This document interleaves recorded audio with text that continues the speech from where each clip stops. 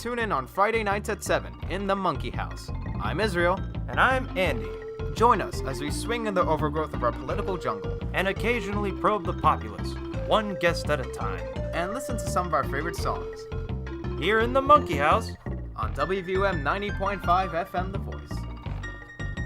Hey yo, it's Leif. You're listening to WVUM 90.5. Coral Gables, what up? I love those dear hearts and gentle people who live in my hometown. Because those dear hearts and gentle people will never ever let you down. They read the good book. And good evening, everyone, and welcome to the Monkey House on WVUM 90.5 FM, The Voice. I'm your host, Israel, and thank you all for joining us in this, our very last episode. We did it! A journey that started all the way back in July of 2017 is finally coming to its end, and I'm happy that those of you who've been tuning in for these past few months and years are here again. And joining me today, we've actually got a bit of a full house here today. First, let me start to my left. First, we've got my eternal correspondent and former co-host. Can't forget this guy, Andy. Hey, it's me, Andy. What's up, people? How's it going, man? And right in front of me, we got our on and off again correspondent, Zoheb. How's it going? Nice to see you again. Good to see you too.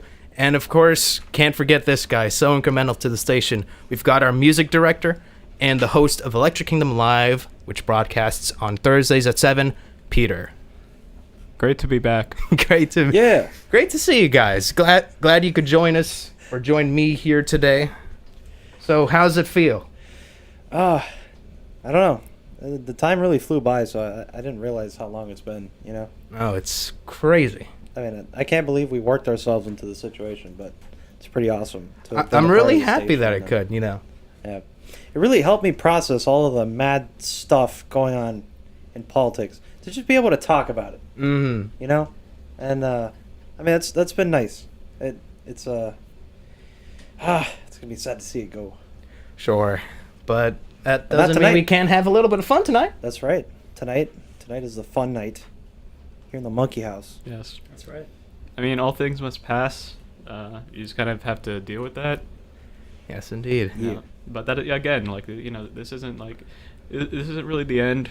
It's more of a celebration. It's not so much of a goodbye as much as it is like See you later. see you later, BRB. Gonna get a drink or We'll still be the same people. Are we really coming back? That's what, like, be right back. I mean, well, you know, like in a different timeline, let's just say. If any, it's not like, You know, like I think alternate that- universe. Think of the Zelda timelines, you know, like perhaps what we're looking for. It's not a time for sadness. It's a time for celebration. it's a But time for jubilation, It's a goodbye. reflection. I have to agree with Zoheb on this one. It's a nice goodbye. It is. it's a goodbye to the on-air presence. But I think what made this show work for a long time is that, you know, there was no, you know, facade or anything. We were the same people on air as we were, you know, anywhere else. Mm-hmm. This Yeah. is all us. Yeah. No, actually, no. After this show, we kind of just like clock out, and we're like, I'm going home. Ron DeSantis. I love her. Why do you have to bring him up? He's quite important. I mean, he was inaugurated, what, 2 days ago? 1 day ago? Yes. Probably right, Yeah. Jeez. He did two nice things so far, actually. What did he do? surprisingly. He enacted a bunch of environmental stuff, and he also suspended the sheriff. who's Scott in charge Israel. of, there you go. Scott Israel of my home county of Broward County. Mm. Damn.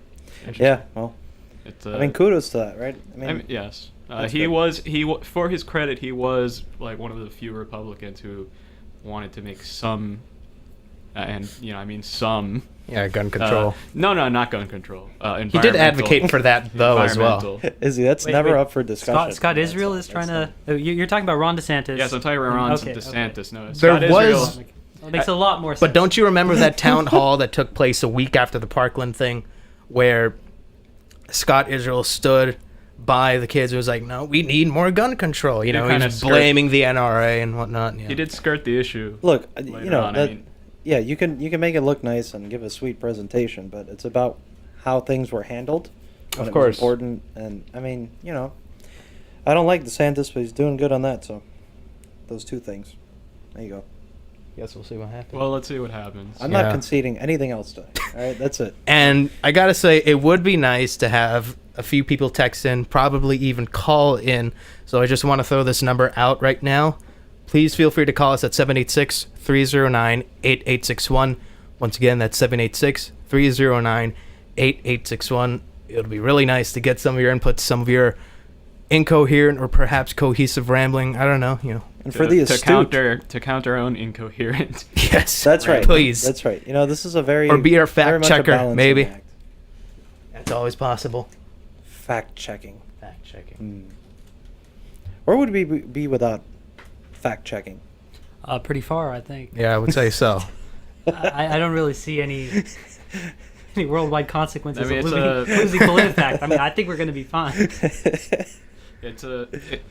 It is a known fact that no facts were checked for prior to 1970. Oh, that's right. That's right. Sounds about right. So everything in American history is a kind of hearsay. Well, let's just get this straight. So fact checking comes into vogue amongst almost all news articles. Like they have a column just for that. There are some dedicated outlets just for fact checking. They have time on air for fact checking. Yeah. And then it's only after that happens that we have people at the Republican convention saying feels matter more than facts.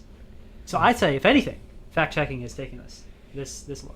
Is that what they say? That feelings matter more than facts? Do they really literally say that? I thought that was sort of like a liberal pejorative. Because I've heard forgot. Republicans say facts don't care about who your was the feelings. former Speaker of the House in the Clinton years? I forgot his name. Newt Gingrich? Yes. He was interviewed over. I think it was probably the last day of the Republican convention or the night after the big speech, and he was saying it doesn't matter what the facts are; it matters how the facts make people feel.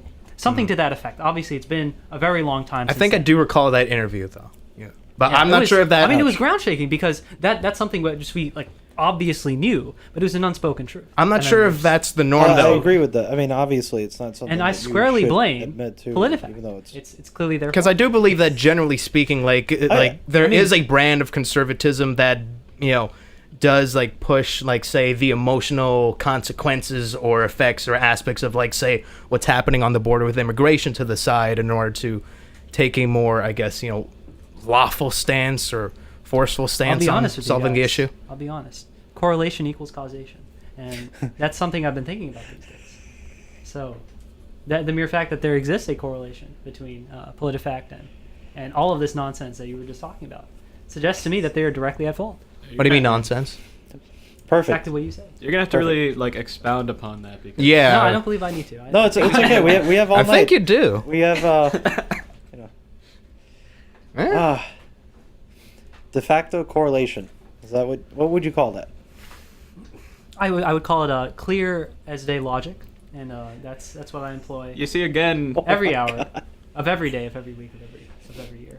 Again, you're working with a loose.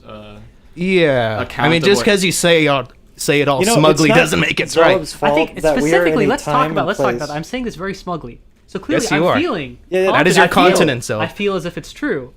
Therefore, it must be. Yeah, so it's not You know- Zoheb's fault. Okay, let's that pivot. Let's pivot most topics. people What day is today it? will What be day is okay it? with that logic. It's a real problem. I just wanna how say- did we end up here? That's real. That's the question. I mean, people are out there.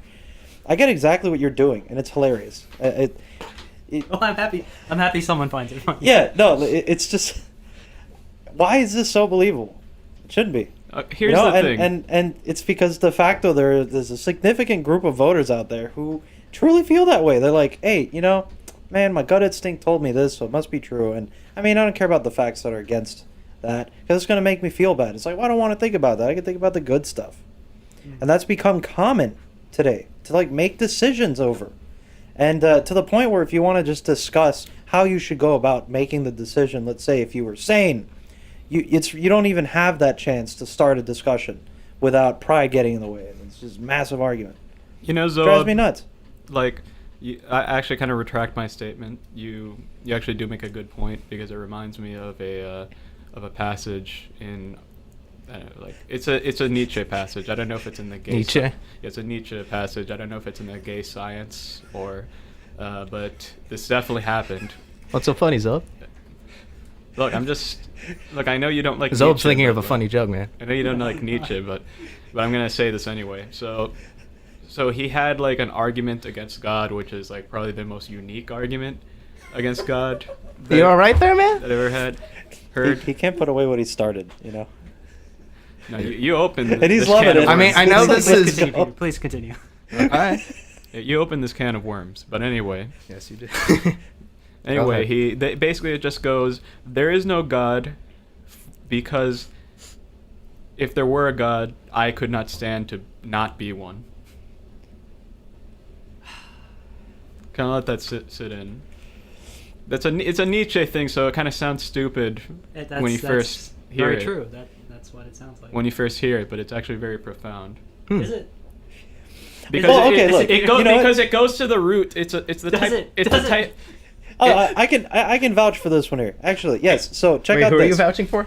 For Peter and the statement. Okay, here you go. You sure? So as a country, you find out that the other country somewhere else, right, has developed a military technology that makes you look funny, and it was something that previously you never thought was possible. All of a sudden, immediately you go, well, this exists. I need it, and I can get it because you know it exists. So there's no question about that anymore. So you go finding it.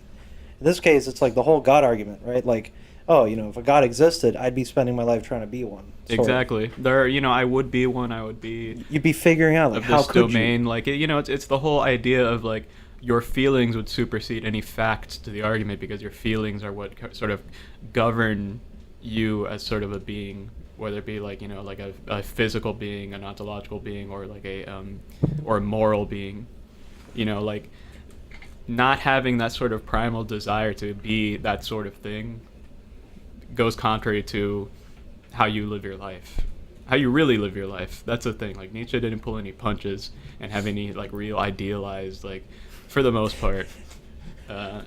I would like to repeat what you said, Peter. Only in part. Nietzsche didn't really have any real ideas. He had really, he actually had really interesting ideas. I'm not a Nietzschean, but he is arguably the first person to really describe the modern world, as we know it today. Like, what other philosophers before him were talking about like really going into like agnosticism? I don't know. And exactly, because you're philosophically illiterate and you should read more books. It's true. Zoheb doesn't read any books, guys. For the record. Oh, look at you. Sweet. When's the last time he tried to read a book? Who, me? No, him. Oh, Zoheb? I don't know. When was the last time, Zoheb? I don't believe I've tried because He goes on Reddit a lot, guys. This is where he gets his information. I would like to quote the our president. neoliberal here. I would like to quote our president saying that I don't really need to consult with any experts because I consult with myself because I have a very good brain. Thank you, Kanye. Like, I'm just saying. No, thank you, Trump. yeah. And all books matter here. Like, it's not, It's true. It could be. Wait, like, why is that funny? It could Do be you know how much money we could save on recycling if we really put old books to their best use? I think that's what Peter is trying to say. Are you Okay, first of all, I'm not gonna. Like that. That's a.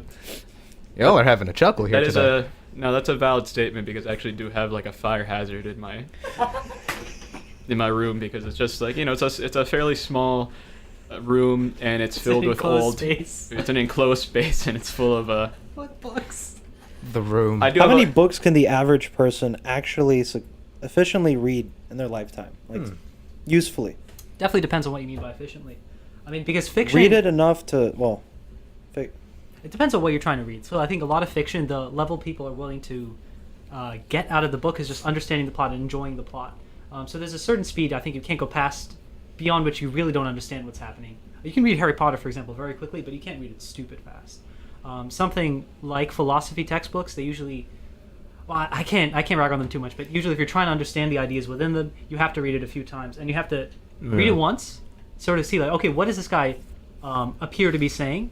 at my current level of understanding, and then think about it. So, okay, what are my counter arguments, and then read it one more time. I will vouch for that, and That's I'll cool. also say that Yeah, that's a good way to read with academic texts to like truly understand them, because you could just read an academic text, but you're like, I don't know, I don't really understand this even after reading it a few times. Like you can read it and forget about it. No, here's the thing. afterwards. Academic texts demand that you consult other academic texts that they quote from and that comment on their sort of findings, their sort of intellectual ruminations there.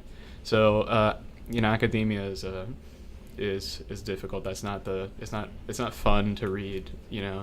And not to mention all the analytical works that reflect on the meanings and themes and messages of all of these works, which is why they have that big old database where you can look up pretty much hundreds of thousands of essays on any single one of these academic works. Well, I imagine most of the people listening are UM affiliated in some way. So if you go to library.miami.edu, that is the database. There might be a few look up non-Floridians almost here. anything. If you find something on Google Scholars that you're interested in reading, you can't get through it. Go to library.miami.edu, sign in. EBSCO. If you're allowed to. And I will say, go for it. I will say that that the collection here is pretty good. Yeah. It's excellent. Dude, especially for students. I mean, I was able to get my hands on this this one. It was like translated Korean Diary of a War General that was written, I don't know when, and finally translated. The book is like $1,000. Nobody had it, but someone else had it across the state, and they were able to interlibrary that so that I could read it. And, Have you and then finished give it? it back. Yep. I thought it was going to be a lot more of like military strategy. And it's just a guy talking about like, the sun is beautiful and bright today, and I spoke with such and such. So I have not finished it. Okay. I hope you give it as much energy as you. The As I collection described is it, pretty yeah. amazing. Reflect your though. excitement about the book. I was really excited about it, right, for like the first half, and I was like, I would like to say to Peter's earlier point, I come from a pretty different sort of academic sphere. The main trouble I have with reading academic work is not so much the cross-referencing. It's just it doesn't. I've my entire remembered life, I've been literate. I can read, and I've never truly felt illiterate until I tried reading like biochemistry papers. I just cannot. I can't. It's a genuine struggle for me. Well, they're because written it doesn't. in- It's not. yeah. It's not really English. Like you have to learn an entirely new vocabulary. A lot of times, the people who are writing in this new vocabulary don't obey English grammar either. So that's something new, and it's a struggle. Well, that's in any academic text, and if you think that's just biochemical or medical, it's like in the humanities, it's kind of the same way, because you need to know all sorts of you need to know what the jargon, right? what the jargon, exactly, the jargon, the lexicon. Well, jargon is like sort of the pejorative way to describe like all this. I say pejoratively. A lot of times in the stuff I've struggled to read, I can rephrase it, but sometimes I have to for my own notes, and I feel like sometimes there's a pressure to seem legitimate by writing a certain way, and it's not always necessary, and it's certainly not always helpful. absolutely. I would say the reason I bring up biochemistry, I think that's, particularly in the engineering field, that's one of the worst offenders for poorly written stuff. I would say, because I'm a cross-disciplinary fellow, if you go try to read some machine learning stuff, that's usually really well written by academic standards. You can actually breeze through that. Biomedical stuff, no, you never can do that. It almost never works. I see this a lot in many different research articles. Like when I try to read something in such a way to understand how I could have run such an experiment myself, it's a nightmare, because there's already automatically a page of filler text to just kind of like throw you in a ballpark, and then they start pitching the topics and the ideas. That's the best page. The introduction page is what you need. If you can read that, you are good. If you cannot, Or the abstract. don't try. The abstract is so much worse. I'll be honest. If you like the abstract, It's like a I didn't streamlined even version mention the of the. abstract. It is, because I mean- but that's the issue. If you're trying to read something challenging, so if you're trying to read something to learn something you don't know already, Yeah. which is hopefully the But I point. think it gives people a good first impression of, okay, this is what I can expect. This is where I'm going to Well, of disagree course. with you. If you're already in a field where you don't know enough to already know what's going to be in the paper, the abstract is usually going to be too confusing for you to get the message. Well, it depends how you That's write it. interesting. I don't think so. I'm reflecting on the general trends. No, and what I've seen. you have a point. Yeah, I've seen a couple abstracts where they're basically proving to others who have been in that field that they sort of that their article is worth reading because clearly they know what they're talking about. So there's a lot of jargon packed into that.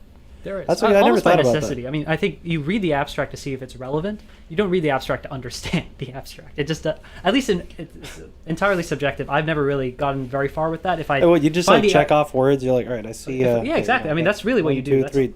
Man, they said nano 5 times in there. I must be in the right Okay, spot. not nano. But if they I know. mention your particular fabrication method, then it's, okay, Yeah, I yeah. see that. I don't understand the surrounding text. Laser suspension. Let me go into the introduction. Let me go into the methods, maybe if that's really where you're coming from. And let me go into the figures to see if anything looks familiar. All right. I personally never have too many big issues with the abstract. I'm just fine with it. Maybe it's just dependent on the field or so. Like, like I don't know.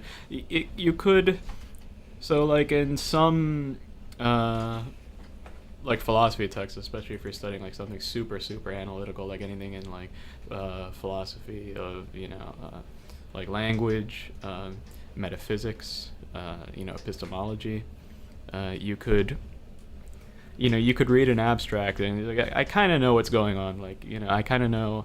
I don't really know what what the words like kind of like trope and universals like really mean, but I can kind of get it. And then you enter the paper, and like the majority of it is in modal logic, which is like which is a fairly niche thing. So that could be the case where you think you understand the stuff, but the way that they express it is through this sort of like esoteric symbology. And So look, then this is all right. So this is why I asked how many books could you meaningfully read in your lifetime, because I suspect that the meaningful portion of all those readings, how much knowledge you were able to extract, is nowhere near how much you'd be able to extract if, let's say, you were very objective driven and had access to a database that wasn't one book at a time, but something where you could search more cohesively for certain topics and very specific methods, algorithms or something. That wasn't Google Scholar. Well, that's not hard to do on some of the databases that the school provides, like EBSCO or PsycInfo, for example, where you just What's that enter like? a particular keyword. Okay, I want to look up an article on clinical depression and say a particular method that's used in this study.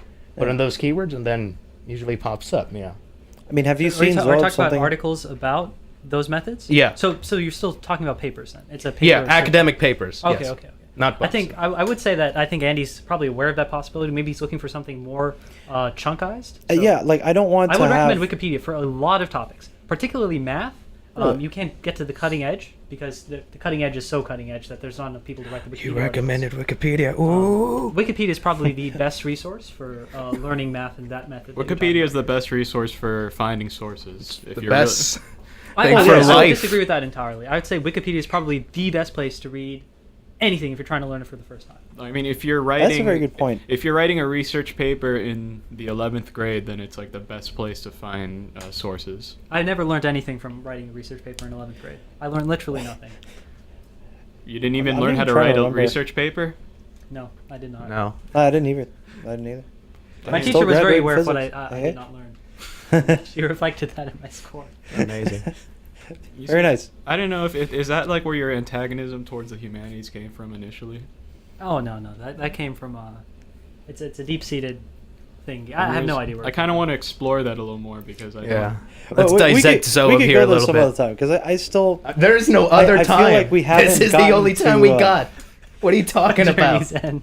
look. You're the one that mentioned in some alternate universe there'd be another Monkey House show. So don't come to me with this is the last. I didn't time. say that That's what specifically. he. Well, I may have I said said it, that I was okay, kind of but implying he like some of implied us that. could appear in some other way. Like, I don't know, maybe you'll be like a big actor, or Well, Peter still has a show. you'll be like the Bill Nye He's of gonna show the up. 2020s. I don't know. That's right. Peter's gonna show up. Yeah. Look, Yeah. Wikipedia helps, but it doesn't help when you get into like when you're actually physically in a lab trying to make a certain thing. Oh no, This is what I'm talking about. Wikipedia is completely useless. That- For that. Like, I will It's say. a nightmare to find anything in particular. Let's say with just like nanotech. Let me like, express. how do Let me I- express a sentiment this way. Tell me. If Andy wants to look up something for his job, fabricating stuff for nano engineers, he will be a nano engineer very soon. A lot of those articles he's going to read, I can understand all of them, which is not a good sign because I can't understand what he's doing, and he needs to learn what he's doing. So, it's God. not going to work. It's not going to work. Okay.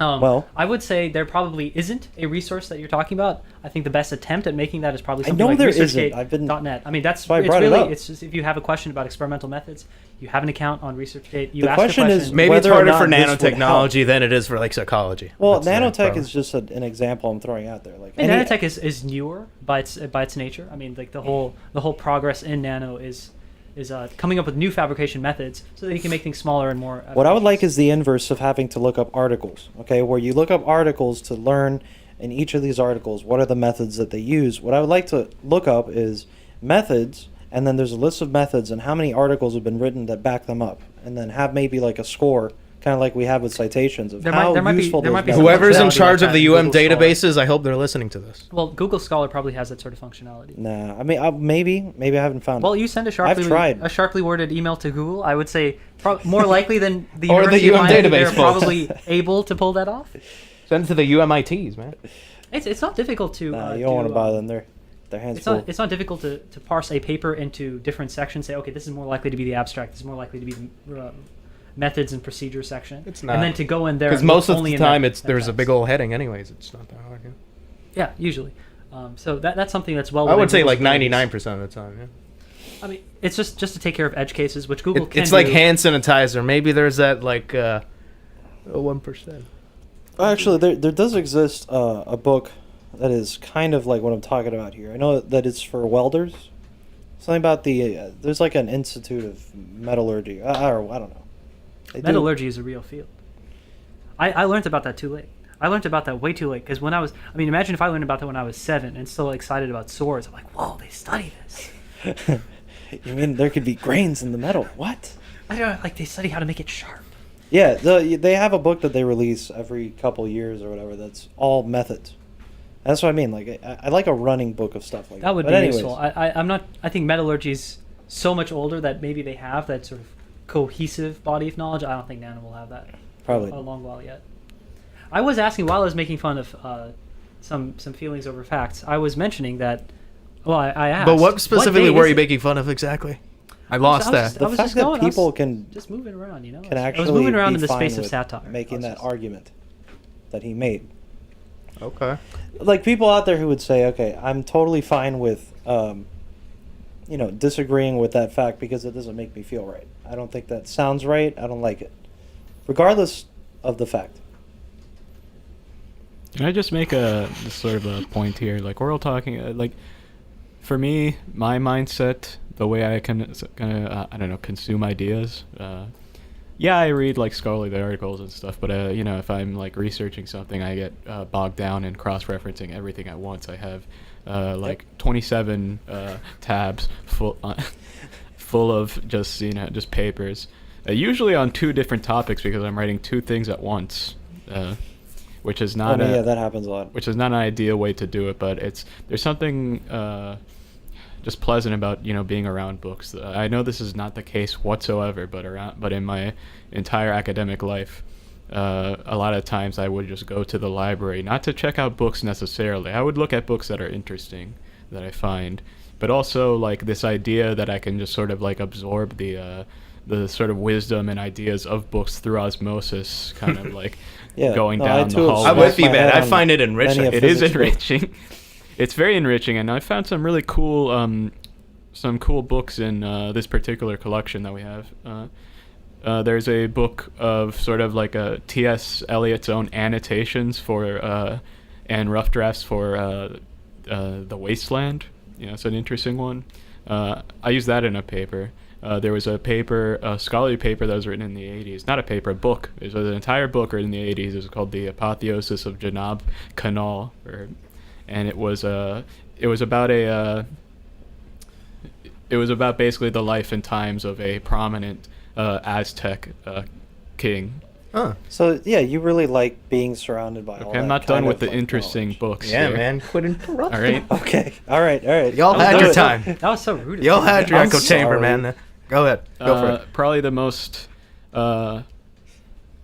difficult book that I've seen is a book called Glass by Jacques Derrida, the infamous Jacques Derrida, and known for his method of deconstruction. This is like to the extreme degree, where one side of it's like sort of it's two books in one with each written in columns. On one side, you have the book that's written in like as an analysis of Hegel in French. So this is already just something that's the most difficult reading possible. And then the other is a sort of like meta-analysis of that analysis in German. Sort of like Quite esoteric.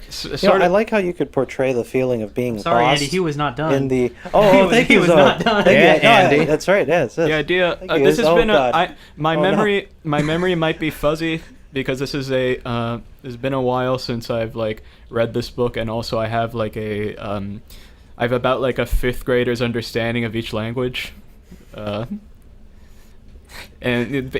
that's basically like having like a 10th grader's understanding of English, of basic English, and also being able and also trying to read like a textbook on I don't know, quantum mechanics, or I don't know, like proof theory or something.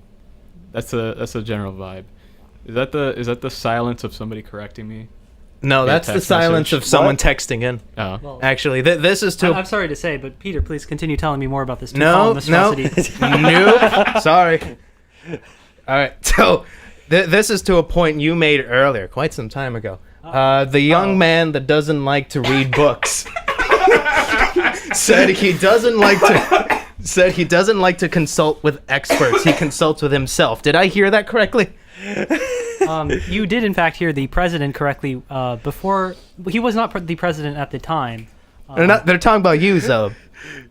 He wasn't the he's president making at the the time. point. This was, I believe, somewhere around, I think September, or October in 2016, and he was asked on air, I think on Fox, Donald Trump, who do you consult with? Where do you get all this information? Well, which experts do you speak with? And he said, I speak with myself. And I thought that was so inspirational that Yeah, I've heard he doesn't read. I've heard that. I thought I would bring that message to all of you on But this I last thought you show would of set a ours, because better I thought- example, Zoheb. Has it changed your life There is too? no better example. There is a better no example. better example. There is an Has it changed your life too, Zoheb? Genuinely Has it speaking, been as successful for you as it has genuinely been? speaking, I actually do struggle to learn as quickly as a lot of my peers do reading. My preferred method of learning is by video, which I think is YouTube. because YouTube is so young. It's hard to get as broad a coverage of topics that you're interested in as you could, for example, by text. It's just Okay. I struggle to learn that fast that way. Yeah. Because I mean, The way what I people are usually consuming do- info these days is evolving so rapidly because of platforms like YouTube. So I can understand that. Yeah, what I usually do, I'll find a nice lecture series. It's maybe like 20 videos long, maybe 1 hour each video, and then it's like, okay, you're too slow. Let me set that up to 3 times the speed, and I just sit there and I chop garlic. So it also It's fine. depends what you're watching. Like if you're watching like one of these political vloggers, I would be skeptical. You know. Who are All the your time. favorite? Who are your favorite educational like channels to watch for your basic whatever you want to understand? Yeah, like Disney in Channel. particular? PewDiePie. Well, let me give a shout out to the number one Indian out there, Salman Khan. He has Khan Academy, which is the Oh, best yeah. place. Yeah, it's pretty good, man. I will A lot say, of stuff. usually what I do at my level is if I'm interested in learning something about finance or physics or biomedical stuff, you have to look up Sometimes what you can do, you can go into your course schedule and then say, okay, I didn't understand that class. So you look up the same title of that class, and then you find any lecture series that you can find. You listen to the first 10 minutes. Okay, this guy sounds like he can teach well, and then you just watch the whole thing. So if you're interested in learning about Lie theory or gauge theory, you look it up, and you find a lecture series, and you go for it. I can vouch that you can find interesting lecture theories, and actually not to cite, but to sort of like get an idea of what I was going to do for a particular paper. I actually did watch a lecture about from him. And he's Khan? been dead. He's been dead for a while. And that was David. Who's been dead? Sorry. It was the philosopher David Lewis, who died in the 2000s. I thought Peter killed Khan. No, I didn't kill. Oh, kill jeez, Salman Peter, Khan. why would you do that? Salman Khan is a treasure for giving us online education, even though I'm very skeptical of online education. That's the thing with me. I don't do well listening to lecture theories online. Like, I listen to lectures and I get like good ideas and everything, but I don't really absorb them as much unless it's in in person or whether it's through a book. I think they're Because most helpful for me with like math and chemistry and even things with of that nature. With math and chemistry, not at all. I I've gotten much more like valuable instruction through actual, sort of teachers. Well, of teaching at a course. I certain- mean, you need to and be or able to also ask. like reading like math textbooks. Sure, but it's probably one of the next best things when you're not in class, when you're struggling with a certain topic, I mean, aside from obviously. having a tutor, But we're just describing. I don't know. Is there such thing as like real like different learning styles? Probably not to the streams that they take them in those like high school surveys that you have to take. Are you auditory? Are you tactile? Okay, that's probably nonsense. But it's definitely a sort of habit that you build up. What puts you in the mood to learn as quickly as possible? If you look at the same teacher every day over the course of a semester and say, okay, well, this guy, I only ever look at his face when I'm learning something, and it just immediately puts you in that zone. It's the same sort of thing that I've built up watching videos that I never built up reading textbooks. Because I never needed to in most of my K through 12, and then I never did during college. And it's something I regret because, well, like I said earlier, it's the breadth of coverage. I think Peter's the opposite, and now you can understand why we get along so well. opposites attract, yeah. Well, I'm glad that you can admit that. I also admit that a lot of the reason I struggled with, I don't know, like certain levels of math was because a lot of the math instruction, the sort of vogue was to move more towards video instruction, and I didn't really get video instruction through math. I kind of did need like something like actually like written out or tangible or with like unique steps that I could refer back to instead of like having to go back in the video like and you rewind like that. Like like for me, I don't know, math was kind of has to be like this static thing on a page or on a whiteboard being explained methodically through a slow process. Wait, so how did your classes work then if they didn't use? Also, I gotta say, the same with video instruction, with the rise of video instruction in math, and I guess in sciences. I never took like very upper level sciences, but I do know that online instruction within like how to do like basically like workbook stuff, like homework, like assignments and stuff. You would use like stuff like, I don't know, like a Wolfram Alpha, right? Is that what it? Yeah. Yeah. I use that. You use that if you don't want to do the math. There's no reason to do the math at this point. If you could figure out how to do a Wolfram Alpha, why do you even gotta pressure someone to do it? Yeah, but I'm very much, I very much struggle with that sort of like, I don't know, just online stuff. Can I interject? I would like to say that at the level that you were taking the math, do not use Wolfram Alpha for your homework or your tests or to understand anything. It will not help you. Do it yourself. For the level Andy is talking about, where he's doing like the most cursed of equations in quantum mechanics, do not try to solve those yourself. We have the technology. Okay, well you I don't understand know. my pain. I didn't go. Unfortunately, I didn't go that far in math. I made it to calculus in high school. I would say that's where you should avoid trying like the automatic equation solvers. Do that yourself. Okay, this is great. I've been wanting to talk about this for a while. I don't know how I feel about the way that I was taught math, and maybe how much, faster I could have learned it had it not been such a focus on exactly the way that I was thinking in my head when I did a thing. So, the requirement to show your work and stuff, I get where that comes from. Okay, whatever. But after a certain point, especially when you're talking about stuff like calculus, once you've learned the basics, this algebra and stuff, calculus is more like a language now. And you need to learn how to describe things that are changing in a new language that you're taught. It's like the jargon we were talking about initially. And the focus still in those courses seems to be on stuff like algebra and like arithmetic. Like, get out of here. I think that there needs to at least be significant portions where you're just modeling. In the standards defense, that is the hardest part of calculus, the algebra. Calculus itself is easy to understand if you are taught it. Obviously, not everybody's going to be at Newton's level and come up with it themselves, but once you get those concepts, once you really solidly understand them, probably pictorially, then the only hard part in applying the formulas, which is where the real skill comes in, is the algebra. Okay, clearly. But then there's also still these miraculous leaps that can't be explained with typical steps in algebra and such. Like you'll see, that does. Yeah, you'll see this in differential equations, for example, when you're studying like planets orbiting and stuff. That's just they talk about perturb this. Too, I remember staring at these things, and then we're told, okay, now if you just plug this in here and do it that way, it works. And I said, wait, Let's go back for a second. Can you explain what that was? Well, no, actually, I can't. Why? You're not supposed to ask about that. It just works. Well, I'm not comfortable with Let's this. give the audience an example they could probably look up on Wikipedia for themselves. Speaking of the audience, Perturbed orbits. speaking of the audience, we we have do another have audience. we do have another text. So I don't think you're making any fans here today because this is also directed towards you. This person has to say, "I hope he never runs for office. We already have one Trump." I gotta be honest. I love the text. But poor Zoheb, man. Look, he man, doesn't what do you mean mean poor Zoheb? He doesn't mean that. He's not serious. It's just really easy to be taken seriously saying that. That's why it's so funny to me. I can't stop cracking up because he doesn't mean that. But then He's trying to bring to Okay, light. let's not take anything in the same seriously way, anymore, guys. in the same way that an artist will try to reflect. Oh, I love it. Well, try to reflect current politics in an art piece that may have nasty symbols on the art piece. It does not mean that they are heralding those symbols. They're trying to bring something to light. So, how does it feel that today you've been an artist? I mean, it's not the first time I've encountered someone who's sarcasm impaired. It's just that happens. It's a part of our language, guys. You're allowed to say things to mock others by just pretending to be them. The fact that I can mock someone so easily by quoting them is that should tell you something.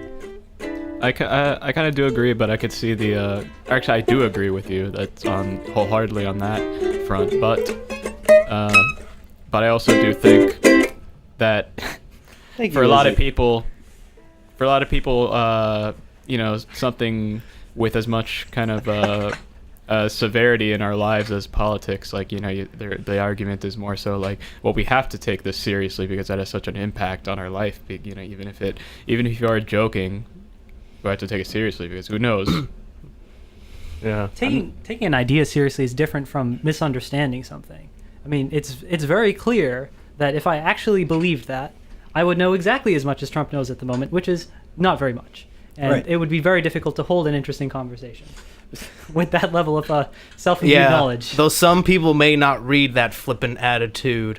Those are the same way you do. They might take it very literally. Let me say it like this. Oh, that's Some fine. ideas are Yeah. so silly that no matter the tone of voice with which they're conveyed, you should believe that they are ironic, unless proven otherwise. It was proven otherwise once, and frankly, let's just hope it's just once. You really Yeah. underestimate like the gravity of the silliness that people accept. Yeah, man. Because you can't. We already like, have enough silliness in the Oval Office. Many people cannot discern from sort of irony and authenticity, and that's not necessarily because they're stupid. It's because a lot of people just lack, social cues or an awareness of social cues. Well, I mean, it could also just be this particular time. I have to say is some of the least funny moments I've experienced in this country. Like overall, This show is the least fun. That's kind of harsh, man. That's, No, he said the Thank you It's cold-blooded. that's right. Yeah. No, like this shouldn't have ever gone on air. Okay, no more sarcasm for me. Okay, guys, who let's gave be us, entirely airtime? serious Who made that today. mistake? We're going to be entirely serious today, guys. I'm sorry, Andy. What were you saying? Can you stop I was laughing? saying We're gonna be serious here. That Zoheb, you're laughing like every single minute. What's wrong with you? what I'm saying, I don't know. It's that you definitely need to be able to genuinely laugh at things. Like you have to still have that in you. But Okay. it's been increasingly hard to have genuine laughter recently with this turn of political events. I mean, it's just- Andy's trying to be serious. horrible. He's being serious about the necessity of comedy. Come on, let's put the ukulele down. no, well, that's it. I'm trying to channel Tiny Tim here, guys. We're here now. Speaking of funny, I do have some clips Oh. for you guys. Oh. To show you guys because in August or July, I think it was, we tried to record an episode, Andy and I, like pre-record an episode. Oh God, and what happened? I Oh can't- yeah. It was about drugs, but it never made it to the air. Maybe it'll make it online. I don't know. I forgot about that. Yeah, But it did yield some particularly funny moments. And let me actually play one right now. Come on, do your best, Freddie Mercury. Each morning I get up, I die a little. I can barely stand on my feet. Take a look in the mirror and cry. Lord, what's happening to me? I spent all my years believing you. but I just can't get the release. Oh, somebody, can anybody find me? Somebody. All right. So Andy, I forgot about that. you've had a cold this whole time? Yeah, that's a. I have more where that came from. You guys want to listen more? Oh God. I guess, yeah, if you want to. Are you Yeah, sure? man. Okay. That's Bring not it. necessary at all. All right. That's, Turn off Zoeb's mic. All right. Okay. Turn up Zoe's way? I'm just No, I think his is fine. It's all equalized, it seems, more or less. Okay, I'm going to play this next one right now. Where are we right now? We're in the middle of the Amazon. Is that why it's cold and dank? Yes, that's why it's cold and dank. Although I don't recall the Amazon being cold, I recall it being quite swampy, actually. You've Quite. never been in the Amazon at night, boy. I've never been in the Amazon at night. You don't know what it's like. I know what it's like to pick a possum and watch it fall off the cliff. Are you talking about a sloth? I ain't talking about no sloth. There ain't no sloth in the Amazon, There's boy. plenty sloth. I'm an Amazon cowboy. I know all the species, all 10,000 of I them. wouldn't dare question your knowledge, Yeah, sir. exactly. You best not. I know what I'm talking about. When I I bet you do. when I talk about my species, I Your know species. Yo, my what are you, my God? species. My Are you species. trying to play I know God? exactly what I'm talking about. I Boy, you better know. not be. No. Listen, you will listen to me. This is your president speaking. Excuse you, sir. I'm a famous actor. You're part of the fake news. Do You're what I part want. of the fake mainstream media. You're a fake human. And you're just jealous You're a that fake human. You're just jealous You're that a I. fake human. You're just jealous that I got to You're meet. fake. You're just jealous that I got to meet Kim Jong Un and you didn't. Kim Jong-un? You're just jealous that I got to make out with him and hug him and you didn't. Oh, okay. This is your president. Okay. This is All your right. president. Bow before me. Mhm. Whelp. Bow Yeah. before me. How far should I bow? You're right on crotch level, please. Okay. It's terrible. Just. Stop it. okay, let me quickly jump in and say, you saw a possum fall off a cliff That's right. 15 seconds after discussing being in the middle of a swamp. There's no cliff by the swamp. I'm just gonna say, This if there was a cliff by the swamp, We're not the trying to swamp be was wrong. scientifically accurate. You have to explain that one. Also, yeah, I do. Have to There's more than 10,000. Zoeb's lost his mind. No, I feel exactly the same way that Zoheb does.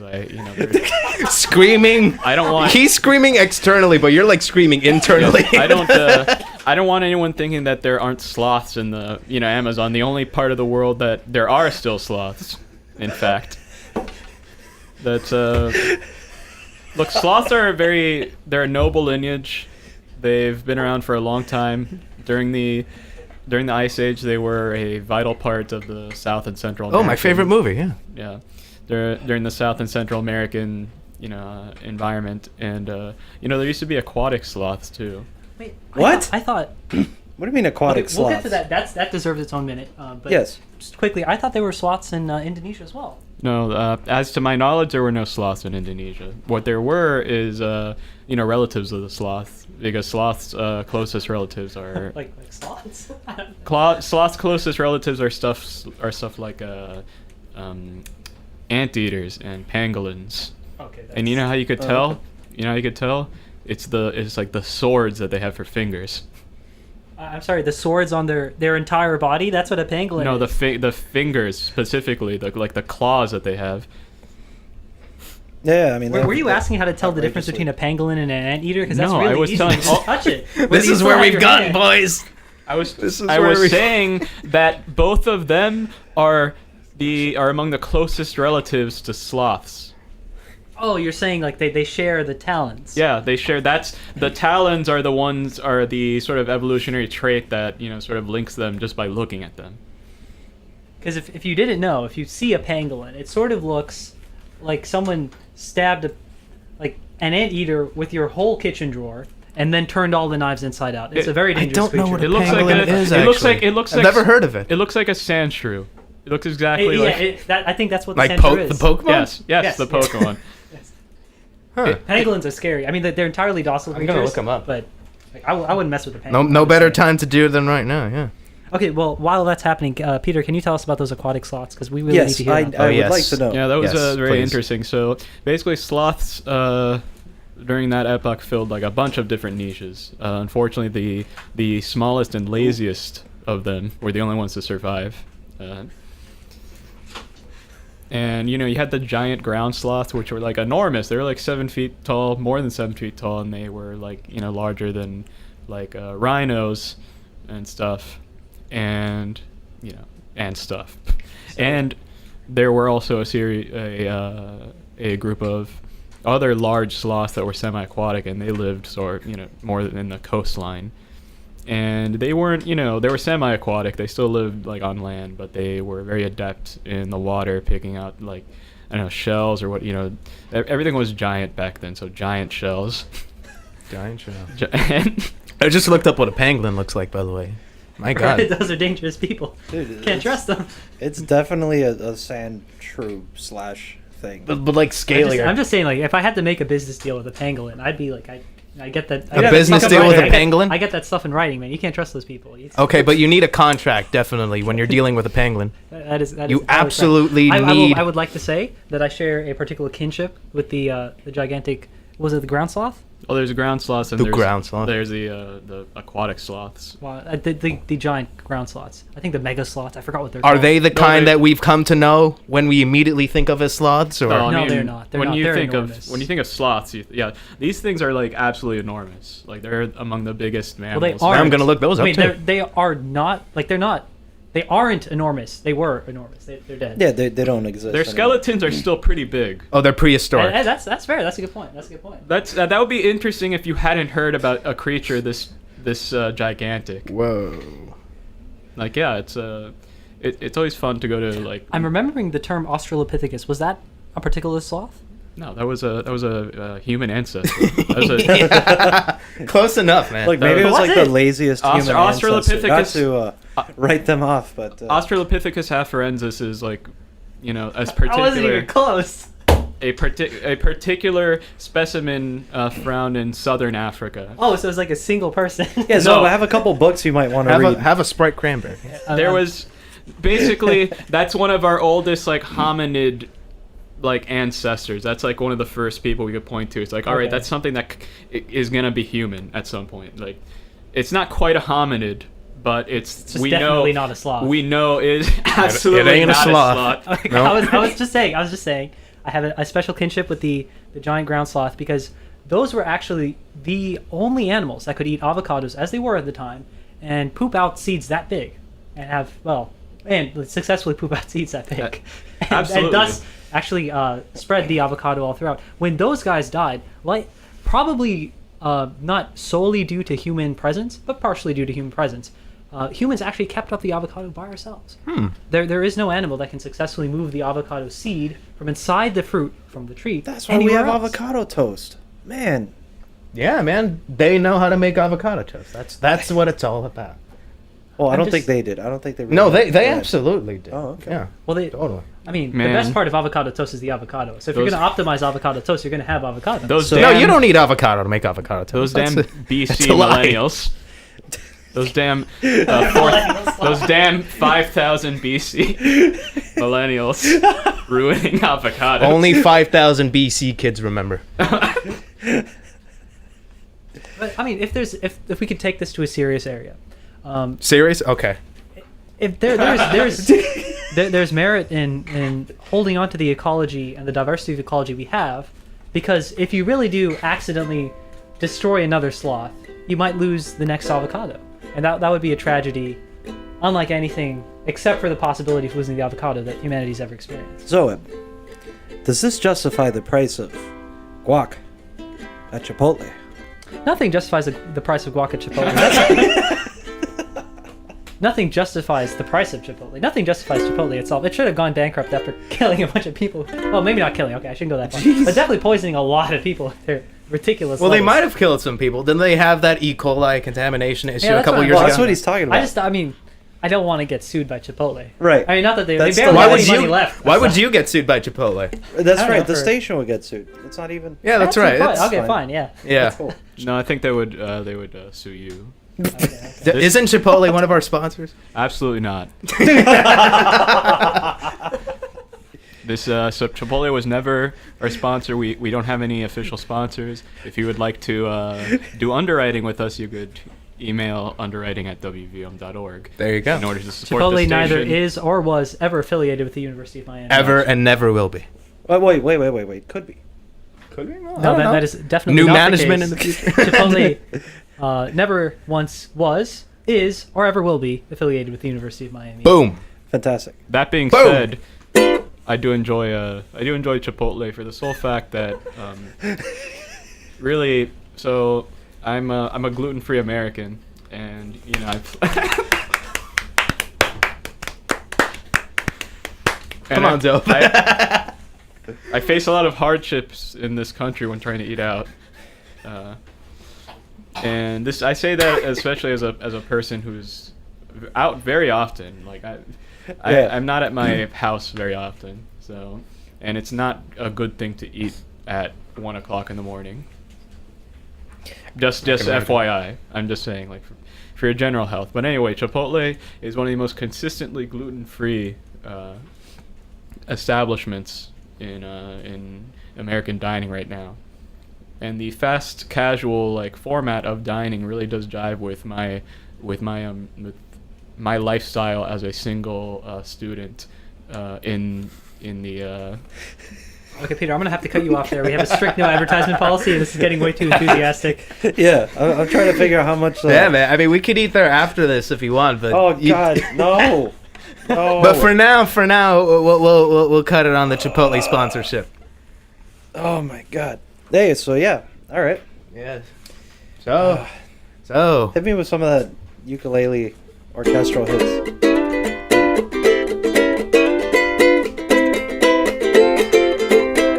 Man, I forgot to bring my soprano saxophone. We could have had like a small orchestra of the most annoying instruments. I was I gonna bring my automaton, but I thought that would have been too annoying. Oh, those are fun. Those are fun, but I didn't want to torture you guys. Although maybe I should have. This was the last episode. Did I bring it actually? Oh no.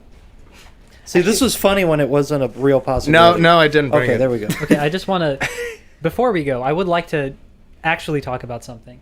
And I would like to inquire, what day is it in the longest government shutdown in American history? 21st or 2nd, give or take. 21 days? 21. It's already, I know I read this morning that it was tied with the already existing longest government shutdown of 95.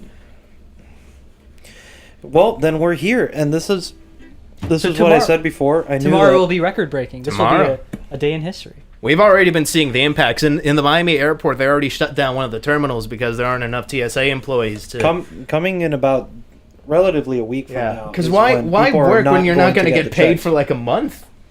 Well, Just to clarify, that against they logic, you don't have it. they are getting credit. They're just not going to actually be paid. No, but they're what not getting earning. paid at the moment. Yeah. No, they're not. right. They're not. And That's that going to moment, suck for rent. that particular moment happens for most of those affected, and coming within a week now. Like I know it like So a their cruise. paychecks are but- supposed to come Yeah, in, and yeah. they won't be. And a lot of veterans, surprise, aren't getting the paycheck either. So I don't know who was out there saying, "Oh, well, military is fine," because it's not true. So dealing with this, I knew that once we got to this point, it's like as if the length of the shutdowns in general don't matter to the Republicans. It's okay that he's doing it. It's not even his fault. Somehow it's our fault. We're here and it's all fine because even though this is going to be the longest shutdown we've ever experienced, right? Mm-hmm. It has nothing to do with Trump's presidency. It's like we should all somehow take blame, and it's good that they're the ones that did it, not us. It's frustrating. So we do have some input from an audience member of ours. His name is Tico305. He's asking for a shout out, by the way. So, hey, Tico305. Tico 305. It is so nice to hear from you. This I was is your- waiting shut up. particularly for this message just this message, Tico, and I'm so happy you finally. He does have more to say, though, actually. On behalf of the government shutdown, I am a full-time Uber driver, and I've only picked up 3 people in the last 2 hours. Sucks. From Tico 305. We feel Look you, at man. that. I mean, the entire economy. At what point will the economy begin to? I mean, we're already The first day. having. Absolutely the first day. I mean, we have like how many soybeans that just are sitting there? Well, also So, no, a soybeans is large something chunk else. of I will soybean say- contracts has been. Yeah, so that Sent off is to more of someone a else now, tariff but- thing. When you have, I think Trump laid. I'm trying to remember the chronology of this, but Trump laid down a tariff on a lot of Chinese goods, particularly the raw metals they were sending us. So China is like, well, one thing America is the best at in the world is growing a lot of produce, and a lot of produce we grow is corn, soybeans, and the Chinese are the best at making soy sauce. Well, maybe. I don't want to ruffle any feathers. I'm just saying they make a lot of soy sauce. That's a contentious statement. The moment He that walked came it out back. I He walked it back. I knew that's not what I'm We're trying. going to get people knocking our doors down. What are you doing, Zoheb? I don't I want. can already see the crowd gathering outside. I don't want to make any statements about the quality of any nationality's soy sauce. You I'm might just start a saying- crisis It's the here. I'm just quantity. saying- I'm just That's saying what you meant. that I feel the economic output in terms of soy sauce, measured in soy sauce, Too late. It's already out there, man. of the You're People's on Republic of record. China is very impressive. You're And on they source audio. most of their soybeans from us. Now, a lot of farmers can't really go back and say, oh, okay, well, this soybean is yay high, but let's just replace that very quickly with corn. That doesn't really work like that. So a lot of stuff that we've grown cannot be sold because it's not economical for the producers in China of soy sauce. So they're not buying it, and it's sitting and rotting in our warehouses. And Trump has signed subsidies for farmers to make sure that their bottom line isn't hurt too badly by this. So we have a bunch of food just rotting all throughout America. That is not government shutdown related, to my knowledge. It might be. No, it's not at all. I No. don't want to talk about stuff that isn't related to the shutdown when we're talking about the issues of the shutdown. It's important. I do what wanna- is- Well, Oh, sure. yeah. Go for it. No, go ahead. Okay. The question isn't when does it begin to affect the economy. The question is when do we hit this critical point where a significant portion of our institutions will be permanently damaged and will take, at the very least, maybe not permanently, but it will be years maybe before they're up and running correctly, given the kind of stuff that has been just trashed as a result of inaction for the past 2 weeks or Well, so. let's talk about what institutions are. I think you guys talked about this last week, Yeah. to my best knowledge. And an institution is sort of the catchphrase for things in government or important structures of power, which are social expectations that keep people with potentially bad intentions from actualizing those bad intentions. So just from its nature, it's a social expectation. We have a strong expectation in this country, not as strong as other countries, not as strong as it needs to be, that the government runs. We're okay with it shutting down for a week once every 10 years or so. We're okay with that. We don't like it, but we can live. We are not able to expect a shutdown that lasts longer than a month. But we might have to deal And with having it. And once repeating it like 3 happens- times a year. Once that happens, exactly. It's happened twice over 2 years now. 3. 3 times? Yeah. There was 2 in January of 2018, and the third one that started in December. Yeah, the Okay. second government shutdown started like a week or days after the first one ended. Well, I'm going to imagine them as one thing probably for Yeah. the zeitgeist, but that's a good point. I didn't It's even just think once that about expectation goes from the American public, that expectation has been long gone from the people in power. If Yes. Congress does not expect to pass a budget, and they see this as a legitimate way of airing out their grievances, having the government completely shut down for the entirety of this year. Well, okay, that's just because of the new year. And that's the thing, though. But before I get into that, I just want to throw this number out there for anyone who wants to share their opinions on any bit of what we've discussed in this past hour. That's 786-309-8861. Once again, that's 786-309-8861. And what you were saying about congressional inaction, how do you reach a deal, though, in this climate where it just seems to be like wall or no wall? What is a deal? A deal is when you get 2 people or more than 2 people together and they find some scenario where they all benefit. The issue here is that you have people with significant power who do not want the government to open. They don't want it to happen. Either they want exactly what they need, which is the wall for the Republicans in Congress, or they want no government at all. That's the issue, because there is no winning for Mitch McConnell if the government reopens and he doesn't get exactly what he wants. That's just the case. Yeah. He doesn't want to get a half measure. and obviously I'm no psychic. I'm not like one of the guests on a different show on this very station. No. Okay, but I am no psychic. I don't know exactly what Mitch McConnell's thinking. This is just my best guess as to what he's thinking. And if my best guess is right, then I don't really see a deal happening until something changes about the perception of this shutdown. So right now people are still sort of okay with it. When things get really bad, and it's very likely to get really bad. So you do foresee a scenario in which a deal could happen then? Because I feel, though, that if, if Republicans do get their wall, that would be a total win for them and a loss for the Democrats, because that's what they've been trying to fight for years That's now. their only ask. That is, and because that is their only ask, that's why a deal is impossible without it. Until something changes about the calculus. That's what I'm saying. If something bad happens, and I'll leave it to you guys to speculate. If the government remains shut down for another month, what bad thing could happen where the federal government is expected to step in but doesn't? First of all, TSA. That's a great example. They're gone. Like, you're not going to be able to do this. And any claim that, I don't care what party any claim that Trump has about the national security of this nation being compromised as a result of not having a wall is shot out of the water when TSA can't do its job. Yeah, that's Period. entirely right. What are you going to do? What, are we going to shut down flights in general? Are we supposed to, conceal ourselves to victory? None of this is going to work. I will just say, though, that if I was Rick Perry running in the 2012 Republican primary, I would say that one of the government agencies I would like to shut down is the TSA, because it is security theater. There is no dancing around it. It's to make it appear as if it's safe. It doesn't actually make us safer. So it's not as if that is entirely necessary. But what did Izzy just say? He said they were shutting down terminals. No, not terminals. They were shutting down gates. They shut down one terminal in the Miami International Airport. They're shutting down terminals. So people are operating as if the security theater is necessary. Maybe they could change that. They might. I don't know if this continues for a long time. They might. But if they don't, then we have the only way to get business people from one side of the country to the other side of the country. This is a very big country. Do you feel this will last for more than a month? I have no idea. I think the calculus will change very quickly for a lot of people to say, okay, this was a stunt, this was X party's fault or Y party's fault, to some point like, this is just unacceptable. If it doesn't open, I'm going to fire everyone in Congress. Really does seem like there's no deal in sight as of now. There is no deal with the present calculus. That's sort of how I'm thinking about it. As long as people feel about this shutdown the way they're feeling about it right now, there is no deal. And that anger is only going to increase over time when they realize Congress isn't doing anything. The feelings will change. The moment the economy gets a noticeable tank because people can't actually fly across the country, suddenly we're like way back in time before even blimps or something. Like, then people are, okay, yeah, this is unacceptable. But until then, how long can it stay shut down before, as you said, gets to that critical point? I don't know. I'd say this is what I wanted to think about. I mean, national parks are probably already experiencing a reeling disaster. The only reason that things have been pretty okay is that there's a lot of private companies that have been trying to keep the parks clean. Some of them.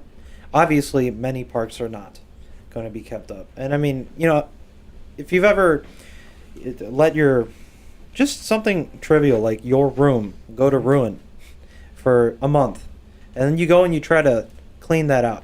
I mean, it's going to take much more than the average. So it's a lot harder. Yeah. Yeah.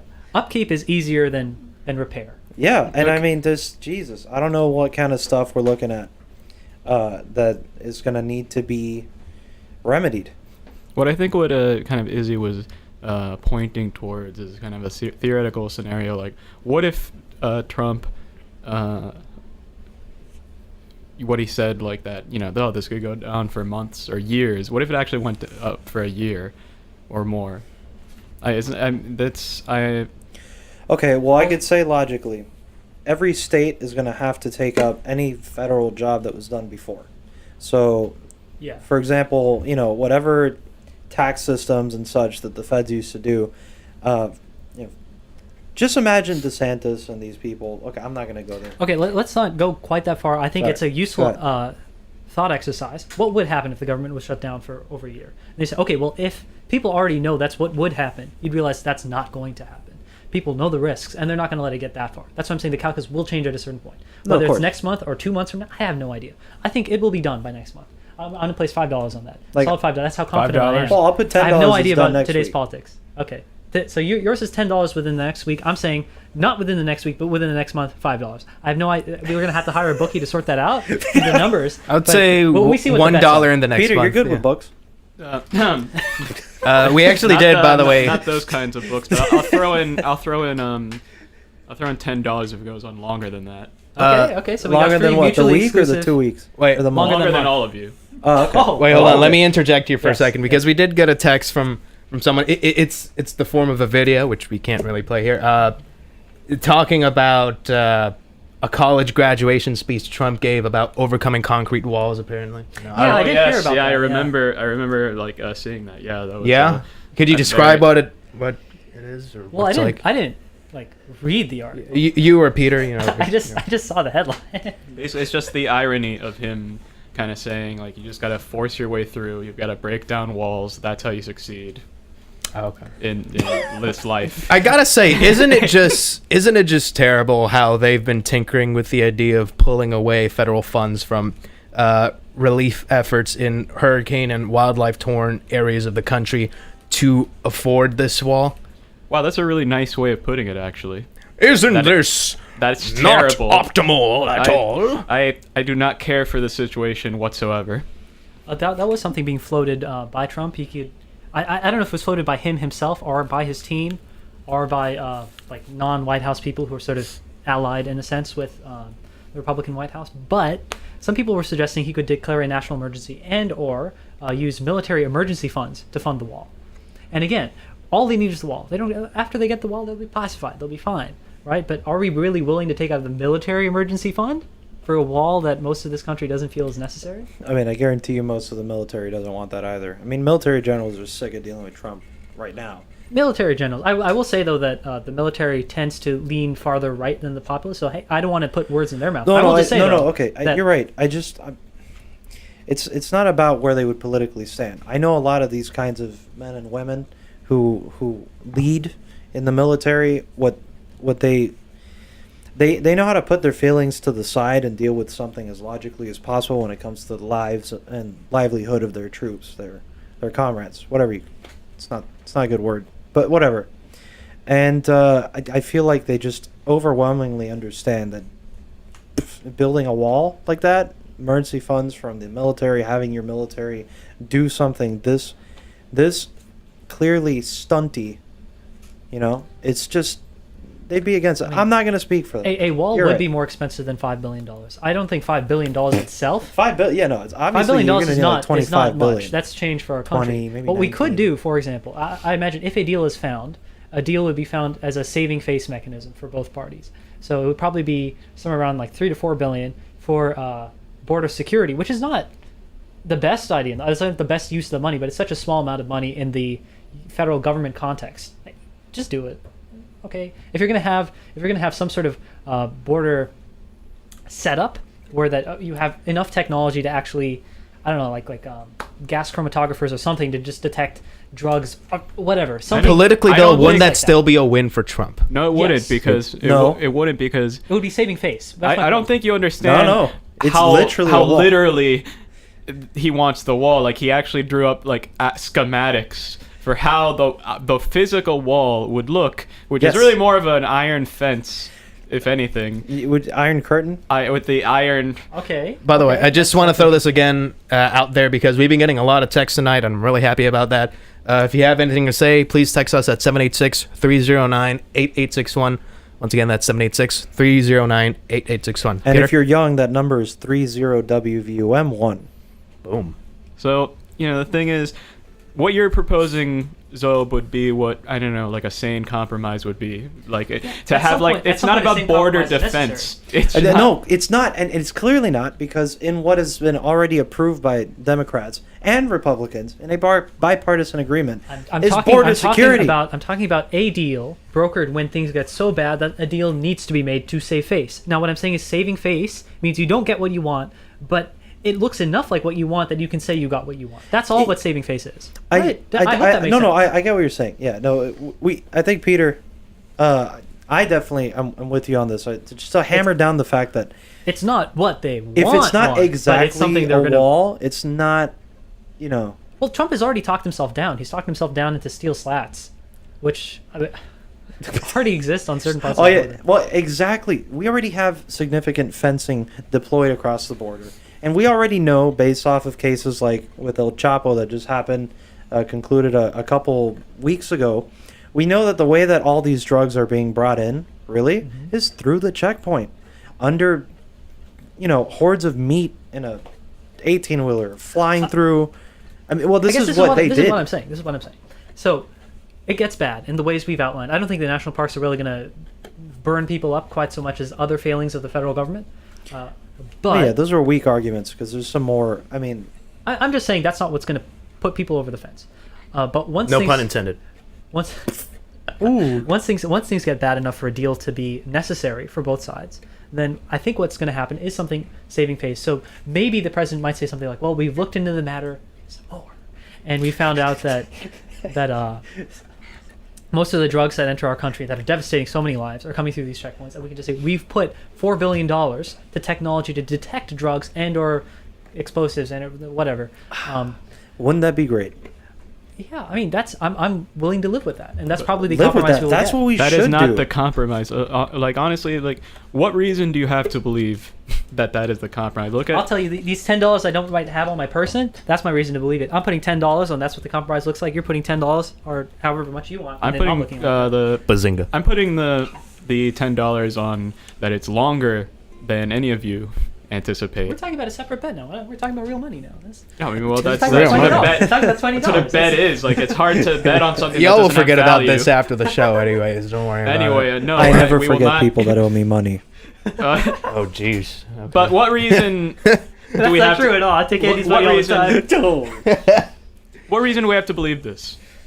I mean, this like have the pessimists like not won really in these past 2 years? So, okay, describe the scenario you're envisioning. Well, it'd probably be something more like Andy is proposing, where the country would just kind of turn into a hopefully brief confederacy, where every state is just taking up all of the duties that the federal government is supposed to take. That would fracture the country, like literally. Like imagine. I mean, that's going to send us back 50 That's years. not going to happen. A coup Oh, is send more us likely. back 100 A years. coup is more likely A than coup that. is- no, okay, a a coup, coup you know how is much way more equally likely. no. A coup is already not likely. No. I'm not saying it's going to. I'm not going to put any money on that. No. acknowledge And the we're not possibility. advocating anything. It's a I very don't even slim think- possibility. I'm No, just saying that's- that is way more likely than the United States, the oldest democracy in the world, going like poof. I don't think that's going to happen whatsoever. Well, I heavily disagree with your statistics there because a coup is impossible. Because a coup would mean that we've already given up on our country. A confederacy. If you see a coup- literally gave up on our country. We- Not be looking at Lincoln's big, No, it's big not. face on Mount Rushmore and saying, That's "Well, not you know, I don't think so." impossible. But It's that not could be. impossible. It's not about conviction. No, it's definitely impossible. It's about because- something. No, it's impossible for a coup to occur and America to still exist. That's just not what that happens, and people are just somehow okay with that. We're no different There than were- any there other were- failure in the world that has ever occurred in the attempt of government. There were secret plans for a coup under FDR's government. Did it happen? It did not happen. What secret plans? Wait, what? Yeah. Really? I suggest reading into this because there was a United States general who was planning something. Didn't happen. Didn't go through. Yeah. Well, I we've mean, had look, several rebellions. one random guy trying to like. We've had several rebellions. That's true. The Whiskey I don't have to look Rebellion. on Actually, me, the but- earlier on in the countries, that's when it was Yeah. more likely to be effective. I'm just saying that And we've had coups are in not- the country in individual cities, like Coups the are Wilmington riots of yeah, the 1890s, which Peter and I learned in class. Yeah, but I mean, we're obviously talking not about necessarily- the office of the president here. coups are That's not something else. necessarily illegitimate. Again, I don't want to be put in this position where I'm trying to defend the military taking over democracy. I'm just saying that the military ostensibly puts themselves on the mission to defend the Constitution, not the people in charge of defending the Constitution, if that makes sense. It's entirely possible, for example, let's remove ourselves from the military coup. It's entirely possible for Trump's cabinet to say he's unfit for office. However unlikely that is, and that is very unlikely, it is just as unlikely for a president who says, okay, you know what, Confederacy time, to just be like yeeted out of the White House. There are other ways to achieve a coup, though. You know, like Well, in Venezuela, for I'm not example. even gonna- I'm sorry, Wait, hold I on. don't- Hold on. go Okay. ahead. So in Venezuela, when Nicolas Maduro put obviously a bunch of cronies on the Supreme Court, and they basically handed him unlimited power That's to a takeover. rule I by guess I decree. wouldn't call that a coup. That's just all. It is a coup. It is. You're taking power from a democratically elected constitutional assembly and ruling by yourself, picking your own people to rule. That is a coup. Right, and that's why I think this is all pointless. I mean, this is not something that's going to happen here. And if it did, it's not. No, but it's fun to speculate. I mean, about. I see Well, what I would Izzy, rather- to your point. I see what you're saying. I just wouldn't call it a coup because there are times you can have a military coup on an democratically What would you call it illegitimate- though? Well, I mean, I would call again. I'm no political scientist. I don't know what they would call it. I would just call it a takeover. Isn't that a coup? No, I'd say like a coup has a particular flavor of takeover. I mean, it's What's the flavor? Is it the flavor sour, well, the sweet? flavor is usually this: a politician's off in another country, usually on some diplomatic meeting, and then suddenly he sees on the news, oh, hold on, that's my house. That's no longer my house. The military took it over. I mean, that happens in Egypt all the time, and it's not like we can just say that Egypt's They don't have to be outside of the country. We saw what happened with Robert Mugabe. That's entirely true. But we don't have to say that their leaders were democratically legitimate, and the removing of a democratically elected leader is what makes it a coup. I'd say it's like the removing of a person from power by literally removing them from the situation is a coup. Yeah, and I mean, more to the reason why this is just not. I think that it is very real for different states to start taking on their own responsibilities that the federal government normally would attest to. And I mean, I don't know why that seems somehow less possible to you than like a coup. What? The bloodiest war. What seems in less American possible history. again? Marijuana is The legal in bloodiest. California. That is a state's decision to say, I don't care about the federal laws on this. This is what we want, and this is what we're doing. That already The is bloodiest something war towards in what I'm American talking history about. was fought to keep us together as a single democracy. What you guys are saying is that the federal government will be so ridiculously useless that people become functionally a confederacy. Okay, which can is I- No, not No, not this you is- guys. Not Well, me. this is hold on. This is too general. I didn't say anything. This This is way too general. What I said is that for sure states are going to start taking up certain federal tasks. I do not think, in any sense of reality, that either the FBI, CIA, or the NSA are going to magically like dissolve. They will be there doing exactly what they do, with or without the money, the way that we expect them to have it. I think the That's idea not- here. I mean, they won't do anything. We can't do their things. Yeah, but We're they not won't be gonna doing take that- anything if the government's shut down. They at a certain Oh, point. that's just not true. I mean, the kind of people that we've seen go through the FBI alone are the kind of people to figure it out anyways. Everybody has bills.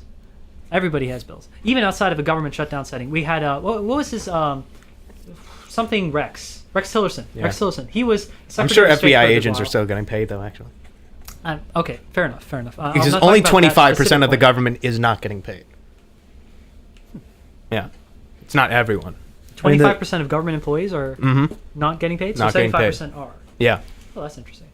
I didn't think it would be that. Well, big a remember, disparity. so what the people that have been furloughed, Yeah. is it's because they weren't considered. Essential. It's really painful, but it's because they weren't considered essential personnel. But so obviously, whatever that means, that's Yeah. still going on. Essential personnel are There's still- a critical core of individuals who are still being paid funding these things. And my argument is that no matter how bad this gets, even if of those 25% who have been furloughed, only 5% are able to maintain their living situation and not move on to another job and come back to their previous jobs after the shutdown. I think that that might be a significant loss of personnel, that we're going to lose a lot of function in these institutions. Basically, I 100% agree with Andy. Once again, it's not about you're looking at this all wrong. Okay, everyone. All right. I love this. We're thinking like, okay, you're thinking like seriously, there's going to be this big bombastic change, whether it be like we fracture into confederacies and each governor like announces this, or we're gonna have a coup. Like yeah, You okay. did say confederacy, and I simply said that a coup was more likely. I meant than more- a confederacy emergent. Like I a meant more short-lived- function. I meant more, in terms of functional terms, because what this is going to do is readjust our long-term expectations as to how the government should be and how our lives should function. Institutions Yeah. are certainly being eroded. They're being eroded, and we're being expected to just think of this as just the new normal. Right, and that is that's what I'm always. And that's a what I fight degradation against. of sort of just our way of life. And it's easy to think of things that way because it happens slow enough in such like small, like semi-manageable chunks that you can just be okay with one thing and then the next thing and then the next thing and then like 4 government shutdowns after this presidency. It's like, I guess that's just how it is now. It's the same thing with what you were saying with the TSA. The TSA, I agree with you, unnecessary. But after having them so long, after declaring a state where yes, we need the TSA, like directly after September 11th, then saying, all right, you know what? Maybe we're just going to keep them. Maybe this is just the new normal here. Tulsi Gabbard she's running for president. Oh, awesome. Running. That's not nearly as exciting as I hoped. I mean, the Too bad. the impression you guys had was that, the government just reopened. I was great. To be honest, okay, no offense, Tulsi. I mean, I'm sure you're a great person. I wish that would have happened. You're not sure. Instead. This is why. You don't understand. This is great. Whatever. I was making a really great point yes, here, you but are. I guess. Sorry, I was showing some breaking news. That's why. No, now I forgot what I was going to say. Yeah, no, if you could let me restart this, just to give you a little CPR. Basically, I was just saying that this is, unfortunately, this is becoming the new normal. It's very easy especially in this day and age, for the government or just the political climate in general to just say, you know what, actually, we don't need to conduct ourselves the way we're doing. We could get away with a lot of things. I mean, I guess a good analog to this, I think, is what happened to universities after the 08 recession.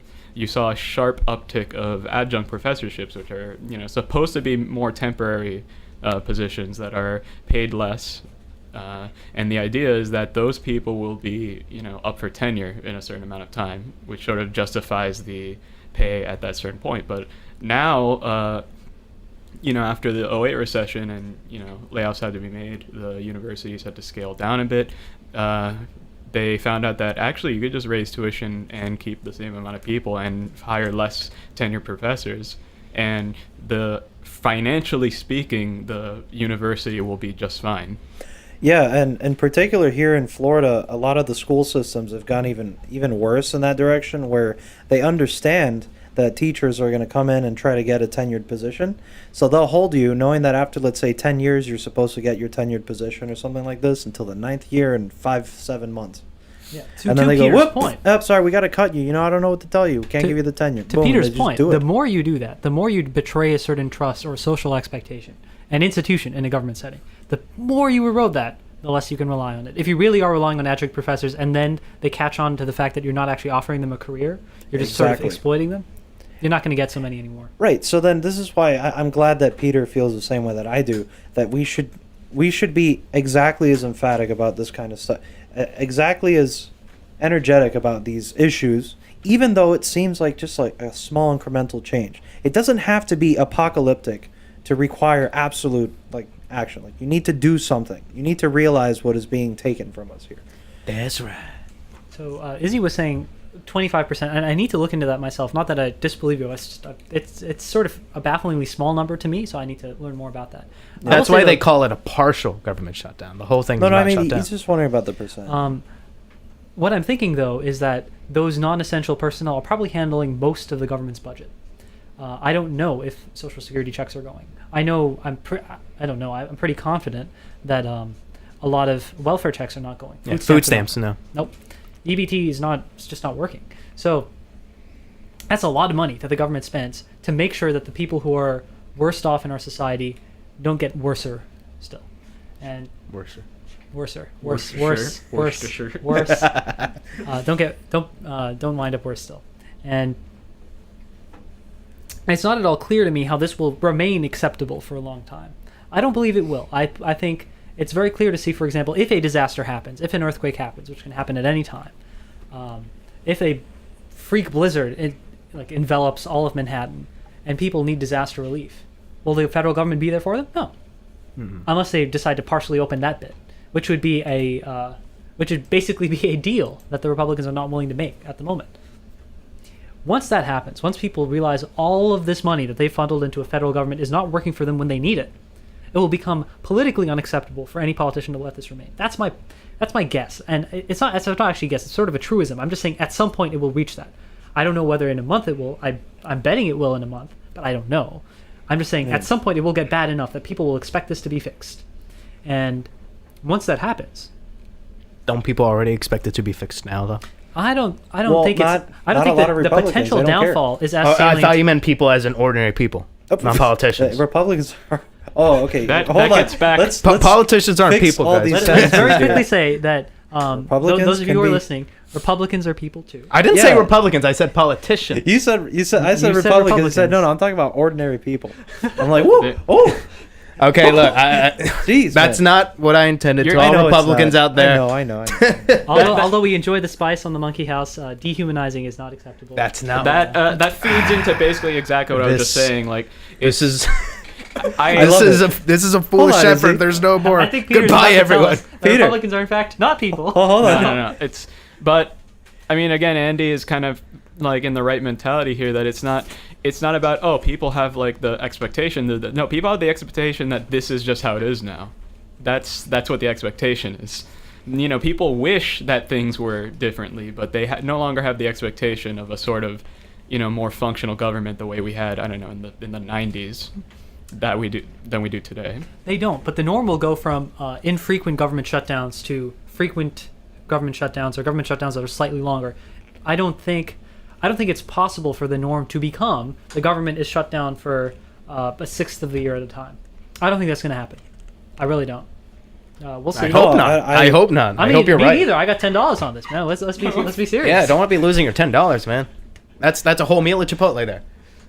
And we actually do have a text. It's kind of unrelated to what we're talking about. So do you guys want to? Nah.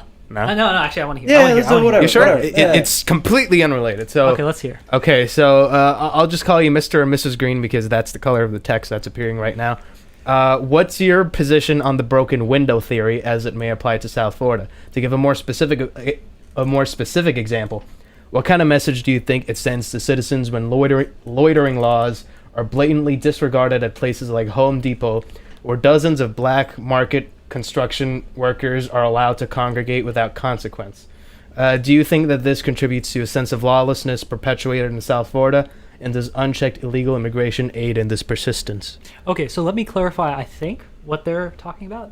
The broken windows theory, by the way, is like if you window go policing. to an area where like Yes, it's downtrodden, like where crime looks like it's appeared there previously, that it's more likely to create an environment where crime does happen. Generally refers to, I think generally refers to broken windows policing, which is an idea very similar to what you're presenting. If you see minor infractions of the law, things that aren't going as they should be, you correct those, and in effect sort of trickles. That's a politically loaded term, but in effect trickles down to prevent more serious crime from happening. So if you cite people for jaywalking, you are more likely to change the character of the neighborhood enough that murders go down. This is a belief that was exercised by many police departments, I want to say in the 80s and 90s. And something that was pushed by Mayor Rudy Giuliani Yeah, very famous. to propose to push the stop and frisk method. Yeah. Very controversial. I don't think someone would have to convince me that stop and frisk is like philosophically related to the broken windows idea, but they're definitely like temporally and like it is personally related. often Like, they were used to used in justify. conjunction. Yeah. Yes. Yeah. Definitely correlated. Usually the very same people proposing them, but broken windows is like. So what this guy's saying. This guy's asking, what's our position? So petty crimes run rampant. I jaywalk all the time. Please don't catch me. So But do I. Don't worry. How does that affect the general character of more serious crimes? That's his question. It's by the sounds of his tone, it sounds like he thinks that it does. Well, And when he's talking yeah. about unchecked illegal immigration, he's trying to indicate that the illegal immigrants that are coming in, I guess, are. Well, if you're an illegal immigrant, let me avoid that. If you are a business owner, you're not allowed to employ illegal immigrants. And so what he's saying is that clearly those guys are clearly this I is don't know going how unchecked, is what he's saying, and he's asking. But he's talking from about a what I sense of understand. lawlessness perpetuated in South Florida. So he's indicating that the amount of illegal immigrants that are coming in are perpetuating like a crime, I think is what I'm getting from this text. Crime in the most general sense. Well, but no, not so, hold specific crimes that would lead to like necessarily like actual broken windows in a community. Of course, the broken windows theory is get out of here with just, it. that's a Can I- name. I have I want to steel man this. this guy's position. I think he's saying that because you Is he even clearly still see, here? I don't know. Are you listening? I don't know. Well, we'll find out at some point. If I really butcher his position, he'll correct me. So this is by the way the best way of getting correction. Or not, yeah.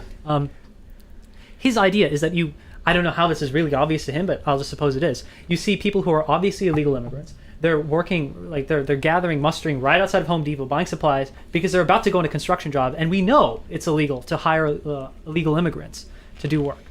So, if people are flaunting the laws, so obviously, if it's minor, how does that affect our belief about more serious laws? And he's saying that clearly, because of a sense of lawlessness, affects us in a negative way. That's his position.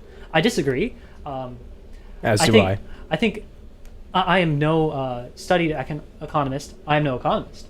I barely know economics. But I have read many studies that suggest that the broken windows theory of policing is not empirically legitimate. People have looked into the data. It does not. It's not. Seem to, I've looked into it in the past as well. Hold water. Now, I'll talk about something interesting as a result of this. The kind of stuff that begs these questions. I feel like underlyingly, people feel that immigration itself, like just people trying to come into this country, fleeing whatever situation or whatever immigration means to you, that that this is an issue inherently in this nation. That like just immigration occurring makes us lawless.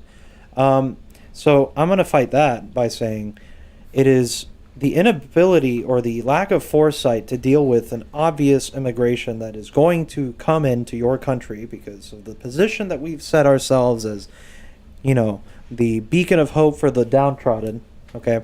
That's what's going to really hurt the country, is when you could have had a solution for these immigrants who are coming in by just figuring out where you could actually put these immigrants. Where can we put them to work? Where could they live? How could we somehow vet people coming in such a way that someone stands for them, they find a family to associate with, whatever. If you don't have any of those plans and you refuse to make those plans and act as if immigration is a surprising negative, somehow uncorrelated to life, like it's just like an issue, that's what's going to cause more crime in different areas, because it's going to fuel a negative a negative mindset. I agree. I mean, in my opinion, the correct approach to this is to just have a more pragmatic approach, where we figure out what to do with the situation that we actually have been handed, rather than try to have this sort of like a purity of the law, where we have these laws on the books and we enforce them in what you would think would be the most objective ways, but in reality, in practice, as we've seen, as we have the empirical data to back this too, that it usually ends up disproportionately affecting vulnerable communities. Again, the types of communities that, the name of the whole theory sort of like it conjures up an image of like a low income. Let's be very specific. It's very specific of a low income theory where if we continue on a certain path, then the country is going to look like that. And I think that's a very dangerous way of thinking, because it's not very nuanced at all. It's let alone whatever prejudices are kind of loaded in there. Just from a functional perspective, it is not very viable to carry out a country like that. Yep. And to expect it to grow, because the reality is the immigration situation is what we have today, and South Florida is unique in the number of immigrants, the sheer number of immigrants, and where the immigrants are coming from. Yeah. And I think it's also useful to mention that, once again, and this does not get repeated often enough, especially when we're talking about something like the wall, most illegal immigrants are just people who just overstay their visa. Yeah. People are just walking around and they're they look perfectly fine. You probably ran into an illegal immigrant sometime today if you're just walking around Miami and you had no idea. And there's nothing wrong with this. In Trump's defense, those aren't the illegal immigrants he's talking about. The illegal immigrants is a dog whistle. I want to vigorously disagree with something you said. Of course. Andy. Oh, whoa, okay. You were mentioning about the benefits of immigration and an intelligent approach to that. I don't want to say that the president's approach is intelligent. One thing you mentioned, though, was figuring out where these people have to live, or figuring out what we have to do with them. And then, Peter, you said something about being proactive in dealing with this. I want to say that the idea of allowing people to go where their life might be best lived is an idea sort of surrounded by the idea of liberty. So you can't really have an idea about letting people go where they want be so motivated by liberty and then say, okay, well, we're going to decide where in this country you've just gone to you get to live, or what it is you get to do. I don't like the idea at all of someone immigrating to this country and then having the government decide for them where in this country they have to live. Well, I never said the government would have to choose exactly. Yeah, well, I mean, but I'm saying that you'd have to allow for a way that that from all sides, in terms of national security, it's like, okay, you know, wherever it is that this person has wound up, one way or another, somebody is vouching for them, or we can vouch for them outright that they can choose to go wherever they want because we went through an appropriate process of figuring out why you were coming here and what's going on. Now, what hurts me so much... I want to say I'm not disagreeing with you, I think. I'm just disagreeing with what you said.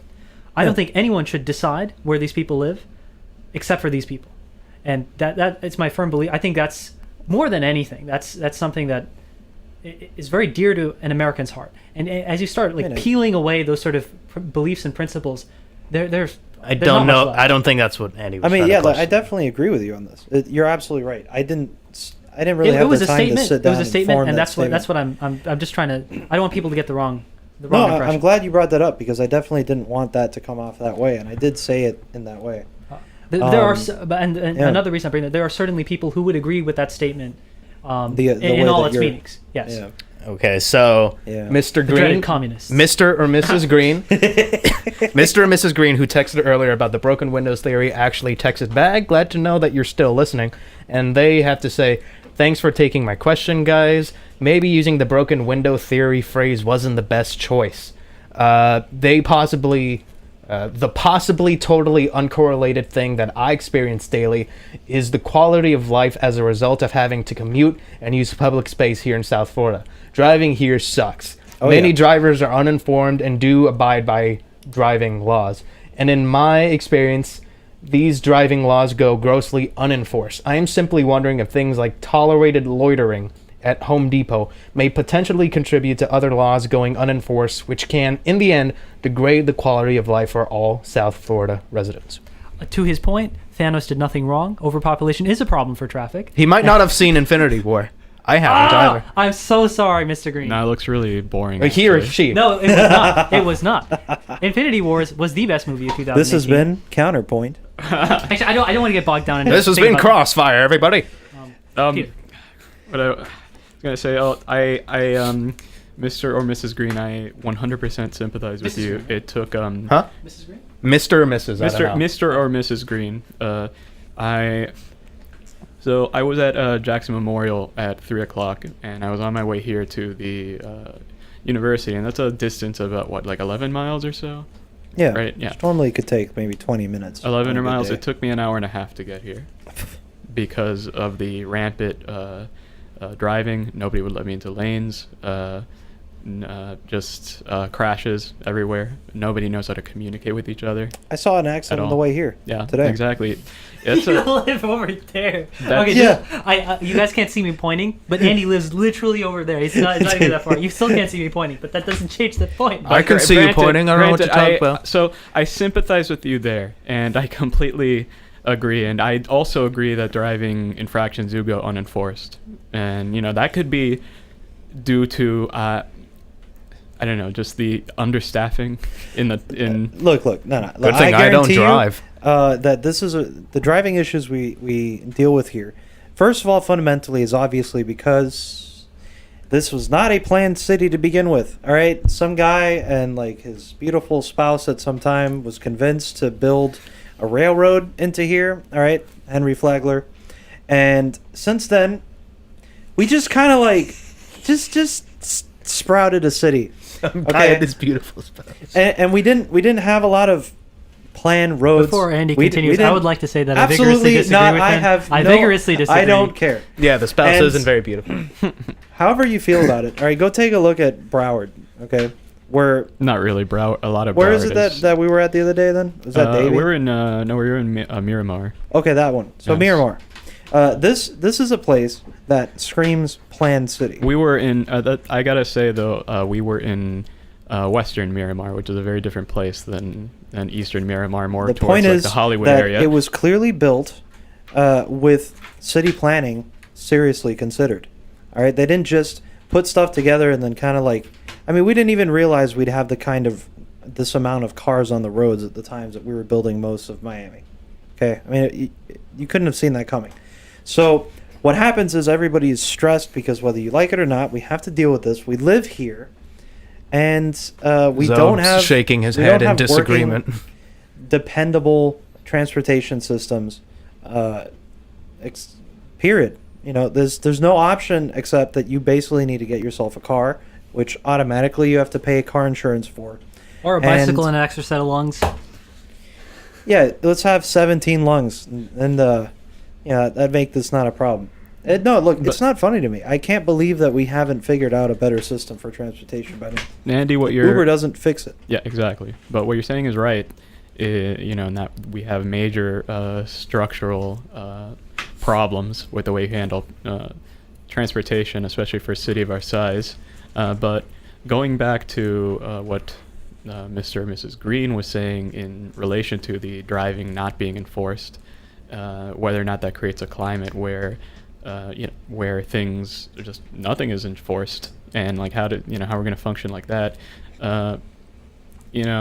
Personally, I'm not a fan of that sort of like theory of causation. I think things are a lot more rooted in what you were saying in the sort of structural integrity of a society, rather than sort of like isolated events that happen within the society. And you could see that because what fuels bad driving more? Is it the people who are driving around, or is it the composition of the roads and the cars and where they're supposed to go? Does that affect the driving more? Yeah, I agree. And I don't want you, Mr. and Mrs. Green, and others in your position who are clearly you're rightfully frustrated with the traffic here, to feel like this is going to pessimistically carry into other aspects of life, leaving us in a less safe situation. Because cops are still out there doing their job, and they do a pretty good job. And, I can't really prove that to you. There's no way to prove that, especially not in like 2 sentences. Especially when Zoheb's about to jump on my sentence. We could give our expert opinions. I think most of us agree that they're probably opinions. That's right. Yeah, no. Did you know we run this country. That's what we do. And we take a break to speak to all of you. Expert opinions. There probably isn't. Didn't get any advice for this either. This is all coming from you. Yeah, this is I got advice from myself. Let's be very clear. I know it's great. You consulted yourself to gather these opinions. Go ahead. There probably isn't that big of a connection as you, Mr. or Mrs. Green, are thinking between the lack of enforcement on immigration and the lack of enforcement on driving violations. There probably is a connection between the lack of enforcement on driving violations and driving violations. If you guys got a lot more tickets on that, you might stop driving like I did. Look, imagine if everybody was getting pulled over for going even 5 miles per hour with the speed limit. I'm not saying going that far, but anyone who drives like I can drive, I'm not saying should not be allowed to drive. You can drive. I can't drive. You can? Listen, I can't. taught you Okay. how to drive, and you can drive. You just don't want to. That's different. Unless you teach him correctly. Yeah, he has like, where'd you guys drive anyway? A creative way of staying in his lane. I know. I stay in my lane. Just in the roundabout. Effectively. He's like a boundary problem kind of guy. So you can't do like turns. Well, like in real life, we have the sense of personal space. It's like, I'm not going to walk like within a centimeter of Andy's face because that this might be dangerous. I don't really have that intuition for cars. So I mean, like if we're side window to side window, I'm like, that might be fine. I really don't know. I don't know. And I have a feeling I am the average Miami driver, which is not a good thing. Last week I took the steering wheel. But it's not your fault. I understand why you drive the way you do. You're scared to get on the road. You see on a daily basis, especially if I'm just like driving you somewhere, you see people cut each other off on US 1. You've seen me part the C's once. That is true. It's terrifying. This is not how you should have to do things, and we're forced into this because whether you want some kind of magical legal system to fix that or not, it can't possibly happen. It's an example of a failed institution. We don't have that institution. And I don't know of a single city that has like that renowns itself on its great traffic, but I know most of them are better than Miami. Michigan, I don't know, probably. Portland, Oregon has impeccable traffic, I have to say. Well, then Portland, Oregon has great institutions and actually probably has better public transportation. It's a very nice place. Well, Utah was pretty nice too. In Ogden, this traffic wasn't bad at all. But look, Speaking to a couple New Yorkers the other day, I found out it's easier to live in New York than it is here, mostly because they depend and can depend on the MTA over there. Is that true? If any New Yorkers are listening, can you confirm that? Well, that's fine. So the arguments I was given is that 786-309-8861. Once again, 786-309-8861. I would like to again wait, interrupt Andy and say, if anyone would like to further interrupt Andy, our number is 786-309. Right. 861. 8861. All right, go ahead. Okay. That's okay. All right, go ahead. Or he's got a ukulele here. So what they told me is that they don't have Just to so buy we're very cars clear, or car 786. insurance, which adds to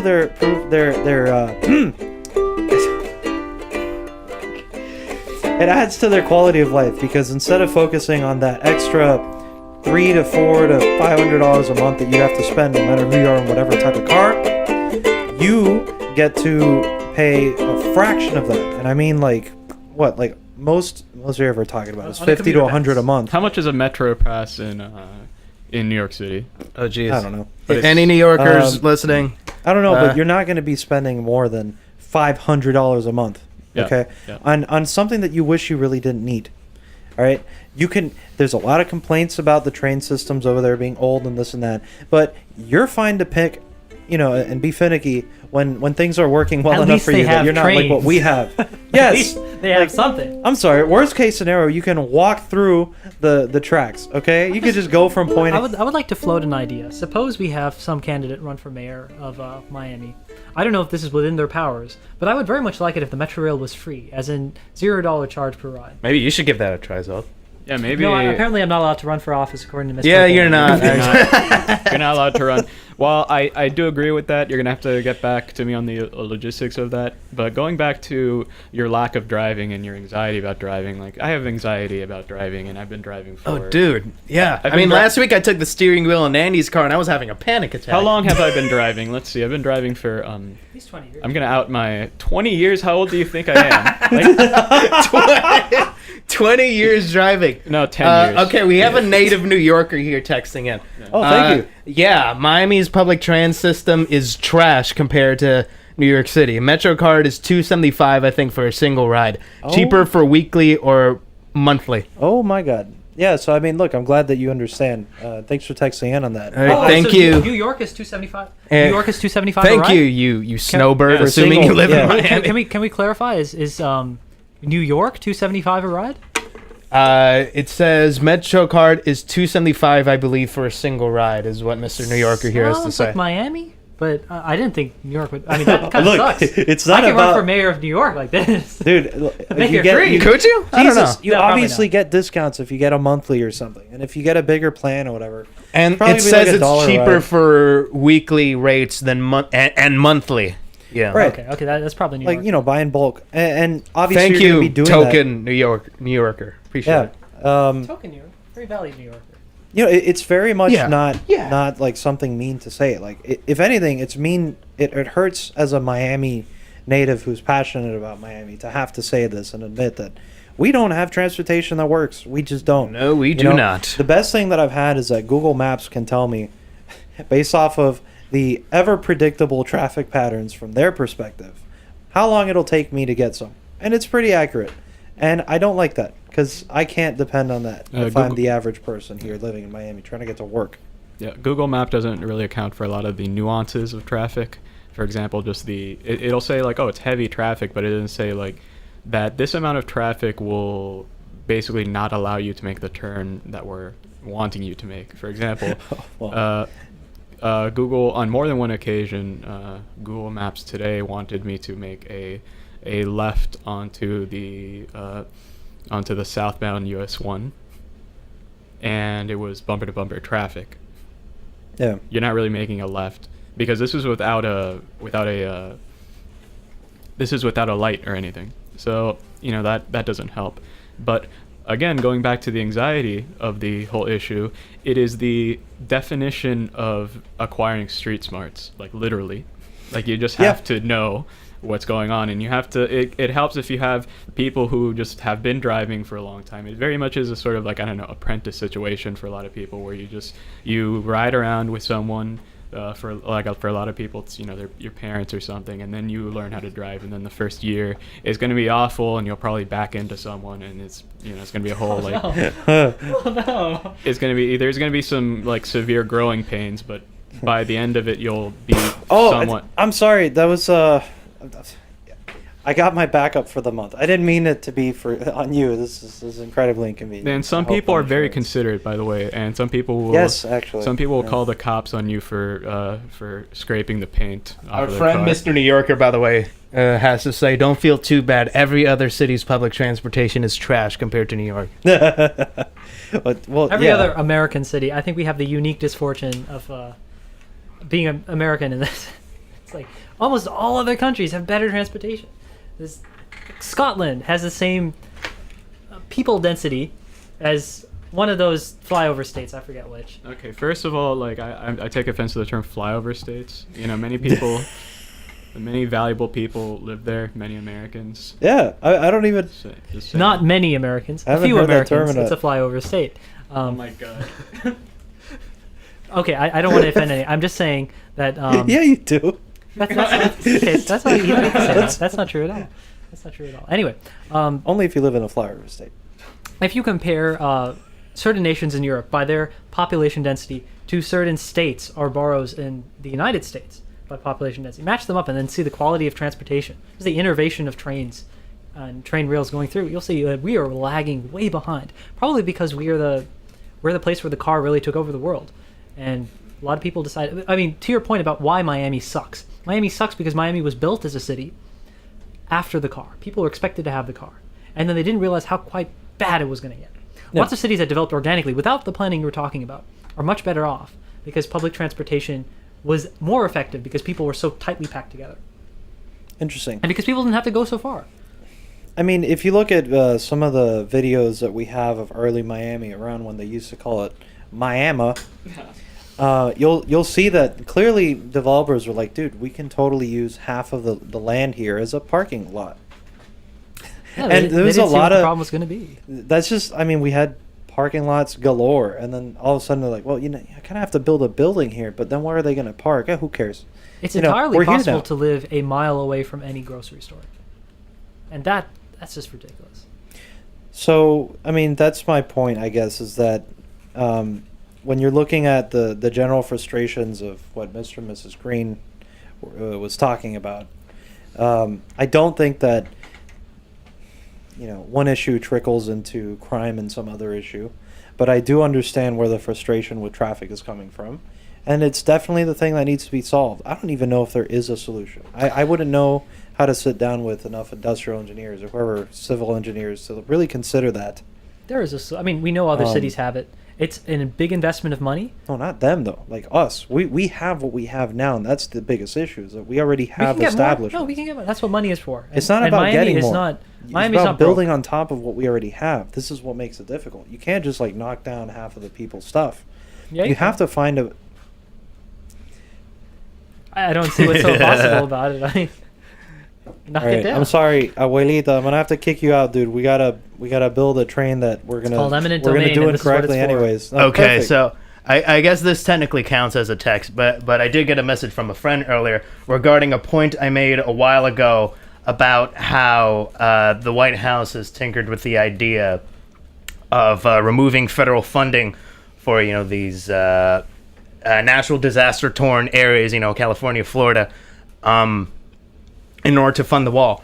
And regarding California, what this friend had to clarify or say is that, well, he's threatened it in the past, like with the management of, huh? He threatened it yesterday. He said that if California didn't get its remember management together, remember that he a would month remove ago there all was funds. this huge wildfire. I think it was probably one of the biggest in the state's history. The campfire or whatever it was called. And They he was gave it a suggesting really that dumb raking name. was like a good idea to solve the wildfire issue. Yeah, I remember that like it was yesterday. It burnt down one of the closest cities to my father's house. So yeah. Really?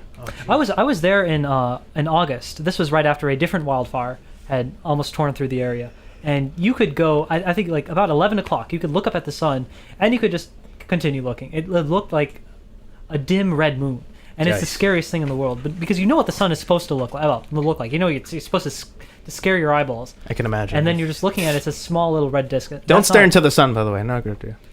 If No, you can barely totally. see it, it's fine. What? I imagine. I mean, don't. Let me amend this by saying, if you can see the sun and you can look at it, don't go outside because that air is not safe to breathe. That's going to hurt you much faster. So what did your friend say, Izzy? Oh no, they were talking about how Trump threatened to pull funding at this period of time because of how California has handled the issue, despite the fact that a lot of the forests that burned down were federally owned. Look, bullies kick people when they're down. Yeah. It's really easy to do it then. Yeah. I think that's another thing that really should, be reiterated, that Trump definitely is like a textbook bully, which is the irony of his wife's anti-bullying campaign. He puts a new meaning to the term bully pulpit. I think it's the idea that you go into the White House, she probably doesn't want to be the first lady, but she has to do it. So, and first ladies are expected to plan events, plan the Christmas celebration, etc. in the White House, or a Thanksgiving, and also have a cause. And for Michelle Obama, it was dieting.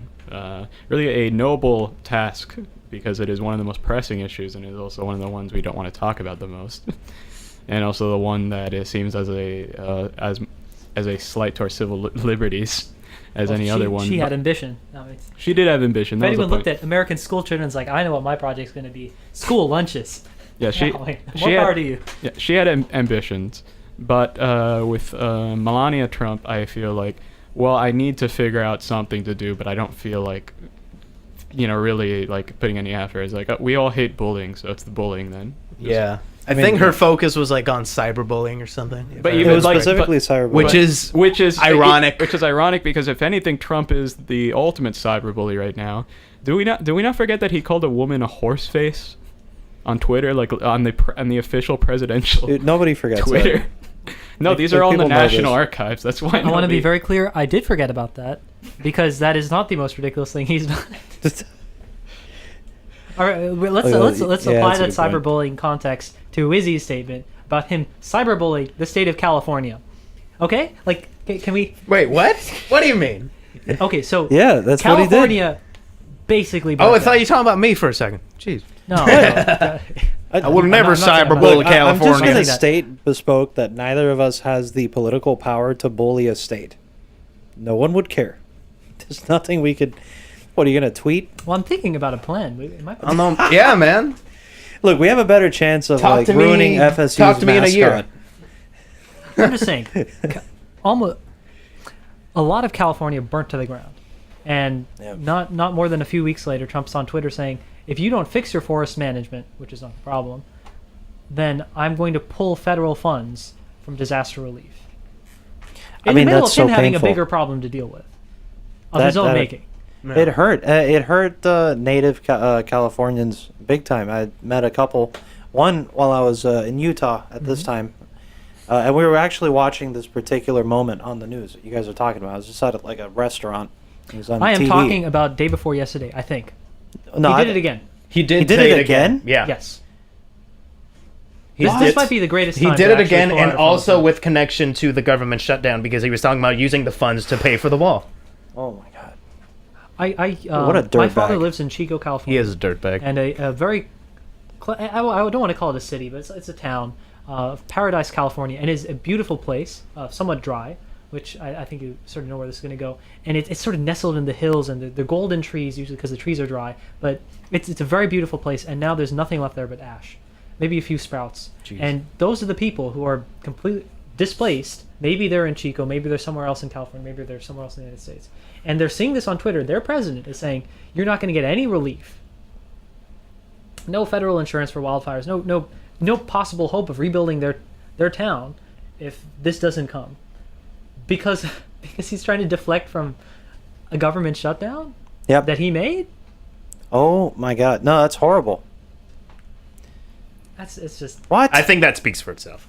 And it's not the first time something like No, this has clearly happened. it doesn't it's not speak the first for time itself. like something... Nothing speaks for itself anymore. The only thing that speaks for itself is a Republican who doesn't want to hear your point. Well, no, you know what I mean. It's probably the same way gravity that of- Puerto Ricans yeah, felt of the act. when they were seeing like when they were told, "I'm sorry, we can't do anything to help you," they weren't told they didn't have power. We actually could. I'm just saying it's that same sort of thing. When you're facing bigger problems in your life, and someone comes to kick you while you're down, it's like you didn't need to do that. Especially if they were responsible for helping you. You paid them. You paid him to help you. You paid this apparatus, the federal government, to help you. And it's like, maybe not now. Maybe later. Or you go rake some leaves as if that was the issue. Yeah. No, it's that's just not a president. I'm sorry, you're failing as a president if what you're doing is telling people in this greatest crisis of their lives that you're not even telling them anything directly as a result. You're ignoring their problems and just spouting off on other things, so that everyone who is downtrodden and experiencing a crisis is collected in this feeling of being ignored. And most of the people who support that president are going around ignoring them just as easily. That's an issue. Yeah, definitely. Do we have a... No, we don't. You sure? I'm definitely sure. Okay. I'm most certainly sure. Cool. Yeah. All right. I think we've sort of collectively run out of outrage. I think so. I think we're good. Hold on. Yeah, Peter's right? coming Peter? back to us. No, you see, the thing is, I don't want to end this in outrage. The last time we're okay. We're gonna do this in this context. Yeah. Let's just, I mean, yeah. So let's just talk about just for a few seconds, because we are kind of like, on extra time here. Okay, then Peter, start us off. What are you looking forward to the most in 2019? What's going to happen? You know what? Comparatively speaking, 2018 has been a wonderful year for me personally. I did a lot of things. Like I've been hosting my show Electric Kingdom Live, which has been great. It's a show that's been handed down to me. It's been going on since '93, and it's really opened my eyes to the local electronic music scene, and it's been very rewarding. And I actually did even learn how to DJ, and I've had a great time in school. I've been working for the past year now as the music director for this station, and that's been it's challenging a lot of times, but it is very rewarding, and we've made a lot of great strides this semester. And I hope if you are listening to just our music programming, just know that we've really ramped it up this year. It is better than ever, both in sound quality and programming. And just it's just been a good year overall for me. Just my involvement, and of course I want to say my involvement in this show whenever you graciously had me on. Of course, we've always appreciated your input. I love having you on and just hearing you tell me about stuff that I know nothing about, because it's a lot of fun. You have really awesome philosophical insight, and you know about all these texts and things that happened in history and then the occasional aquatic sloth. I mean, how can you not enjoy that, right?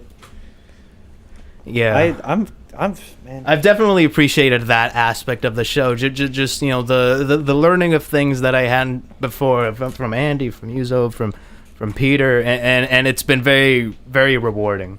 I feel to have these sort of discussions live and to do them every week. Kind of have our own little tradition here. I grew a lot from just being able to do this show together with you, Izzy. And by the way, to anyone who's even thinking, any college student, UM student who's thinking about doing a show on WVUM, I think the experience has been completely rewarding. Me personally, I'm kind of an introvert, and more so when I first started here, but this has really helped me personally come out of my bubble and actually, force myself to talk and I guess to learn more about myself in the process, and of course to have some fun, talk to people in settings that I wouldn't be able to do otherwise. These one-on-one or one-on how many people sort of interviews. Yeah, it's been a lot of fun. It's been different, for sure, but in a very good way. And I have a lot of good memories here that I won't forget anytime soon. Fist bump. Yeah. I don't want to get too verklempt here, so Yeah. No, I feel you. There's a fine balance between getting soppy over here for no reason and keeping that inside. And I'm just glad that I was able to contribute to WVUM. WVUM. No, you were an amazing co-host, Andy. Hey, thanks, man. Yeah. Hey, it was your encouragement also that kind of led me to be like, oh yeah, let's do a show. And then we both decided to. We actually did it though. We did Isn't it. that Yeah, incredible. We were both musing on it, and here we are. This entire show started where one day we were just sitting in like the physics student building room. Yeah. And we're just like on a table, like, yeah, well, what if we like actually did this show that you had been thinking about for a while? Like, what would it be like? And we just improvised a mock show for that day, and then now we're here. Yeah. And I like to think that we made a positive with the station. I think. Yeah. What about you, Zoheb? Well, I was just to my original question. I didn't really have anything so poetic in mind. I was just thinking, like, Pokemon Switch 2019. That's going to be a blast. That's what matters right there, guys. I love it. It's true. I'm looking forward to that as well. I know. Yeah, I hope so. Dude, I love you fact checking me like with no stop. Many times. I love me fact checking you. That is so. Yeah, I know. I love the audience fact checking Zoe. Look, Zoe, you've been a pain in the butt a lot of the times, but I've appreciated your. That is very nice to hear on air. Your input, and also you've made some very interesting points on this show, which I think has led to some really good discussions that obviously people, audience members have listened to and have contributed to. Especially today, we've had about like 5 people or 6 text in today. Amazing, guys! Thank you very much. If it wasn't for Zoheb, my comment would have gone unfought. That somehow the Russians are absolutely incapable of equipping a nuclear missile to the end of an ICBM. Zoe, can we get another huh? I don't want huh. Okay, let's talk about the story then. So we were talking about this was back when North Korea was in vogue. I know it's not in the zeitgeist now, but they still have nukes. And so we're talking about how they possibly could have gotten that. And Andy was saying, you know what? I've heard that Putin's having a big trouble putting his nukes on intercontinental ballistic missiles. I'm like, huh? Huh? Because that was such a spontaneous, genuine reaction from you, Zoe. Like, I don't even know how I walked myself into that thought. I think that was my second show with you guys. That was your second? Yeah, I believe second, it was. I believe probably, it was. Yeah. And I was trying to be really like Andy and I are really good friends, and we usually are a lot more quick with each other off air. Mm-hmm. And so I was trying I'm going to be polite. I'm going to be professional. And it just slipped. I couldn't do it anymore. and at some point, Andy just got to me. I've lost any veneer of professionalism. Hey, I've had my slip-ups here, too, man. I mean, And it all started with what was it? Huh? Yeah, How would you even verbalize that in text? H-U-H? I think just several U's. Well, it starts with an H-G-U. Because Yeah. Hey, guys. It's like an H-A-U-U. That's more like a haul. That's not what I was thinking. No. Anyway, yeah, it's been a great show. The show will not end in our hearts. No, it will end in our hearts. No, wait. The show in our hearts, the show will not end, but the show will end. In this context right now, right here. Okay. And it's been a good ride, and it's been a good time. And it was going to end in this way because we got to make room for other monkey houses and other iterations of WVUM. Yeah. And, it is this type of show that you really tune into WVUM for. Like, this is the authentic, like, college radio experience. This is where you get a lot of the thoughts of alternative voices, kind of unfiltered, in a sense. Well said. Yeah. You're being nice, man. Unfiltered. I appreciate It's that. just it's a wonderful experience, and I think it's been a very successful show, and it's definitely garnered a lot of talk. It's had a good time slot. I think overall I'd give this an A-. It was pretty good. Thank you, Peter. A 93%. I appreciate that. I appreciate it. Yeah. Now I do have one more surprise, which you unfortunately kind of saw a little. Oh no. Hey guys, here it is again, and another old monkey house tradition. Actually, I wanna throw out a theory there, like a theory out here. I think Peter smelled the jelly beans, and he was giving us such a well-spoken sign-off, so he didn't have to deal with this. That's a complete lie. I actually have a very poor sense of smell. We got to do this, I guys. totally believe in my fan theory. We got to do this for the audience. So, are we going to pour this out on the table a little bit? Kinda? Well, I think I'm so sentimental that I won't be able to stomach this at the moment. Kind of like this, maybe. Also, Also, I those know are all it's- nasty colors. My God. Look, Okay, how about can't- this? No. We all get brown. We all get brown. I'm just saying. I'm How about gonna this? just pick So one just- out just that so I we can- don't see. I would 'Cause like I to- don't even want to know what color this I thing would like is. to give some imagery Matter of fact, for our audience at home. I have one. Right now, what we are looking at are those nasty jelly beans that Izzy has brought on the show. I think at this point What's 4 your times. color? Okay, And we are looking at miniature dragon eggs on the table. Oh, you know what? This is okay. I have the blue one, which You is either got toothpaste That's or berry fabuloso. blue. That's fabuloso. Don't eat that. And Peter, Okay, you got so- brown, so you either got dog food or chocolate pudding. Okay, Fabuloso so beans. basically, I'll get this one. It looks weird. basically the idea is Put 'em all in we have again. a Pick one without packet of looking. jelly beans called Bean Boozled. It's a rebranding of the Harry Potter style. Every Birdie Bots every flavor. Every flavor beans. Every flavor beans. Apparently Harry Potter wasn't like cutting it, so they had to rebrand it as a sort of game.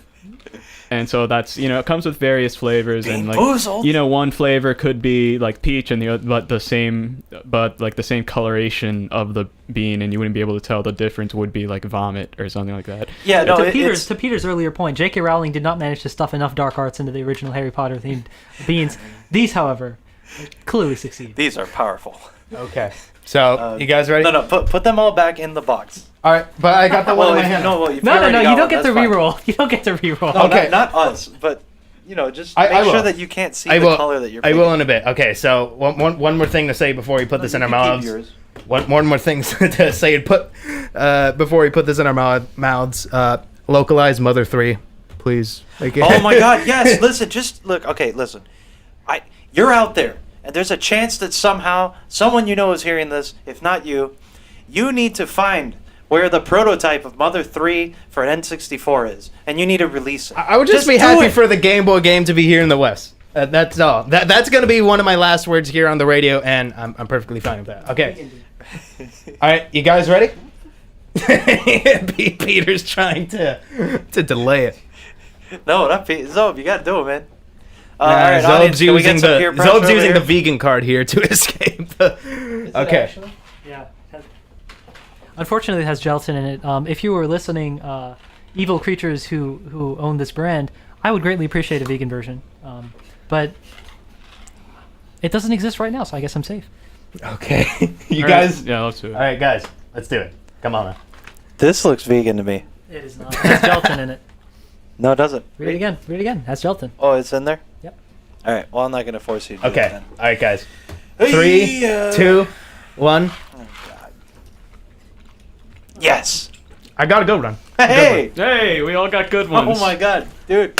Ow. Nobody got vomit or. How about another shampoo one, or- guys? No, no. that was You the sure? good one. Yeah. Why not end the Or how show? about I put all this in my mouth? No, why not end What the show? No, I won't. No. No, Are you sure? Yep. No, we're gonna end the show on a good note like that. That's Yeah, I mean, it's a this nice is sign. poetically fantastic. Everybody got a good bean. Don't do it. Don't do it. No, it's, No, please don't. You if sure? you can't, no, You listen. All right, let's run statistics here. It looks like it's 1 in a million chance that the three of us took a bean out of this, and it was all good. Actually, hold on. It is very close to vegan. The only problem it has is beeswax, which I think is only in one of the flavors. Yeah, but the bees weren't harmed for that. But the idea of So you using wanna give it a animal shot then? products, though. Look, we stole it from them. sure, I Zoe? get it. But you know what? We also give them a You'll home. never get another opportunity like this, Zoeb. You'll That's never. not true. I can hold on to this. Hold on. You could try to hold on to the moment all you want. It is fleeting nonetheless. I'm not gonna risk it. I'm not gonna risk it. Damn. All right. Jeez. So there you have it, ladies and gentlemen. I just also gotta say, guess how old these beans are. 3. Not quite. I want to say since. Half a year. Oh, that's not that bad. No, that's not bad. And that's why they were already open. No, these things can last, nuclear winter. Oh, we got a text. Someone's telling you to eat the bean, Zoeb. That's not They're saying Zoeb, stop being a expletive. Eat the bean. Eat the bean, Zoeb. Eat the bean. Hey, thanks for that peer pressure. Solid audience member. Look, I mean, you don't have to eat the bean, but you know. No, you don't have to. No, Although, in the spirit of the monkey house, you probably should. I literally only do what I want, so this is not happening. Yeah, no, and I'd rather That's get very across a in message character. of- So, and that's yeah, what we want like, to this end is the totally show. fine with me. Yeah. I don't want, because you will undoubtedly get the nastiest bean. Actually, I'm not sure if I got the good flavor anymore. I'm feeling a bad aftertaste. Philosophically, is it possible to not do something you don't want to do? Or wait, to do something you don't want to do? What? Is it possible to do? Ooh, yeah. That's nope. That's a serious philosophical question. Consult. Let's not get too into it since we're There wrapping We up. are wrapping If up. you want to find out, check in with the next life that we might hold a show there. Yeah. I mean, Check in with Peter on EKL. He might tell him. No, that's a. I wish. The thing is, I like coming onto this because I get to unload a lot of my thoughts that I don't get to do on EKL because I'm focused on electronic music. Yeah. I mean, that's what makes this pretty fun, too. You must carry on the torch of the Monkey House, Peter. I add my own flavor, and I thoroughly endorse Monkey House, shenanigans, and we're all here at the station in like somewhat different capacities, so kind of we're in like the woodwork of sorts. Yeah. So yeah, it's been fun. It has been fun. Okay, Right. so I guess that's it, right? Yeah, that's, this concludes. This Monkey concludes House. the Monkey House, everyone. Thank Here you on all for tuning in WVUM. all these months, years. We really appreciate it. It was a pleasure, guys. Once again, I'm Israel. And I'm Andy. And real quick, I'm Zoheb, And I'm Peter, and keep it locked. And keep it locked. And to all UM students who are coming in next week, hope you have a good school year. And Do it. Go to Duckett. With Do that- a show. with that, Rotation. as always, keep it locked. Keep it locked. Keep it locked.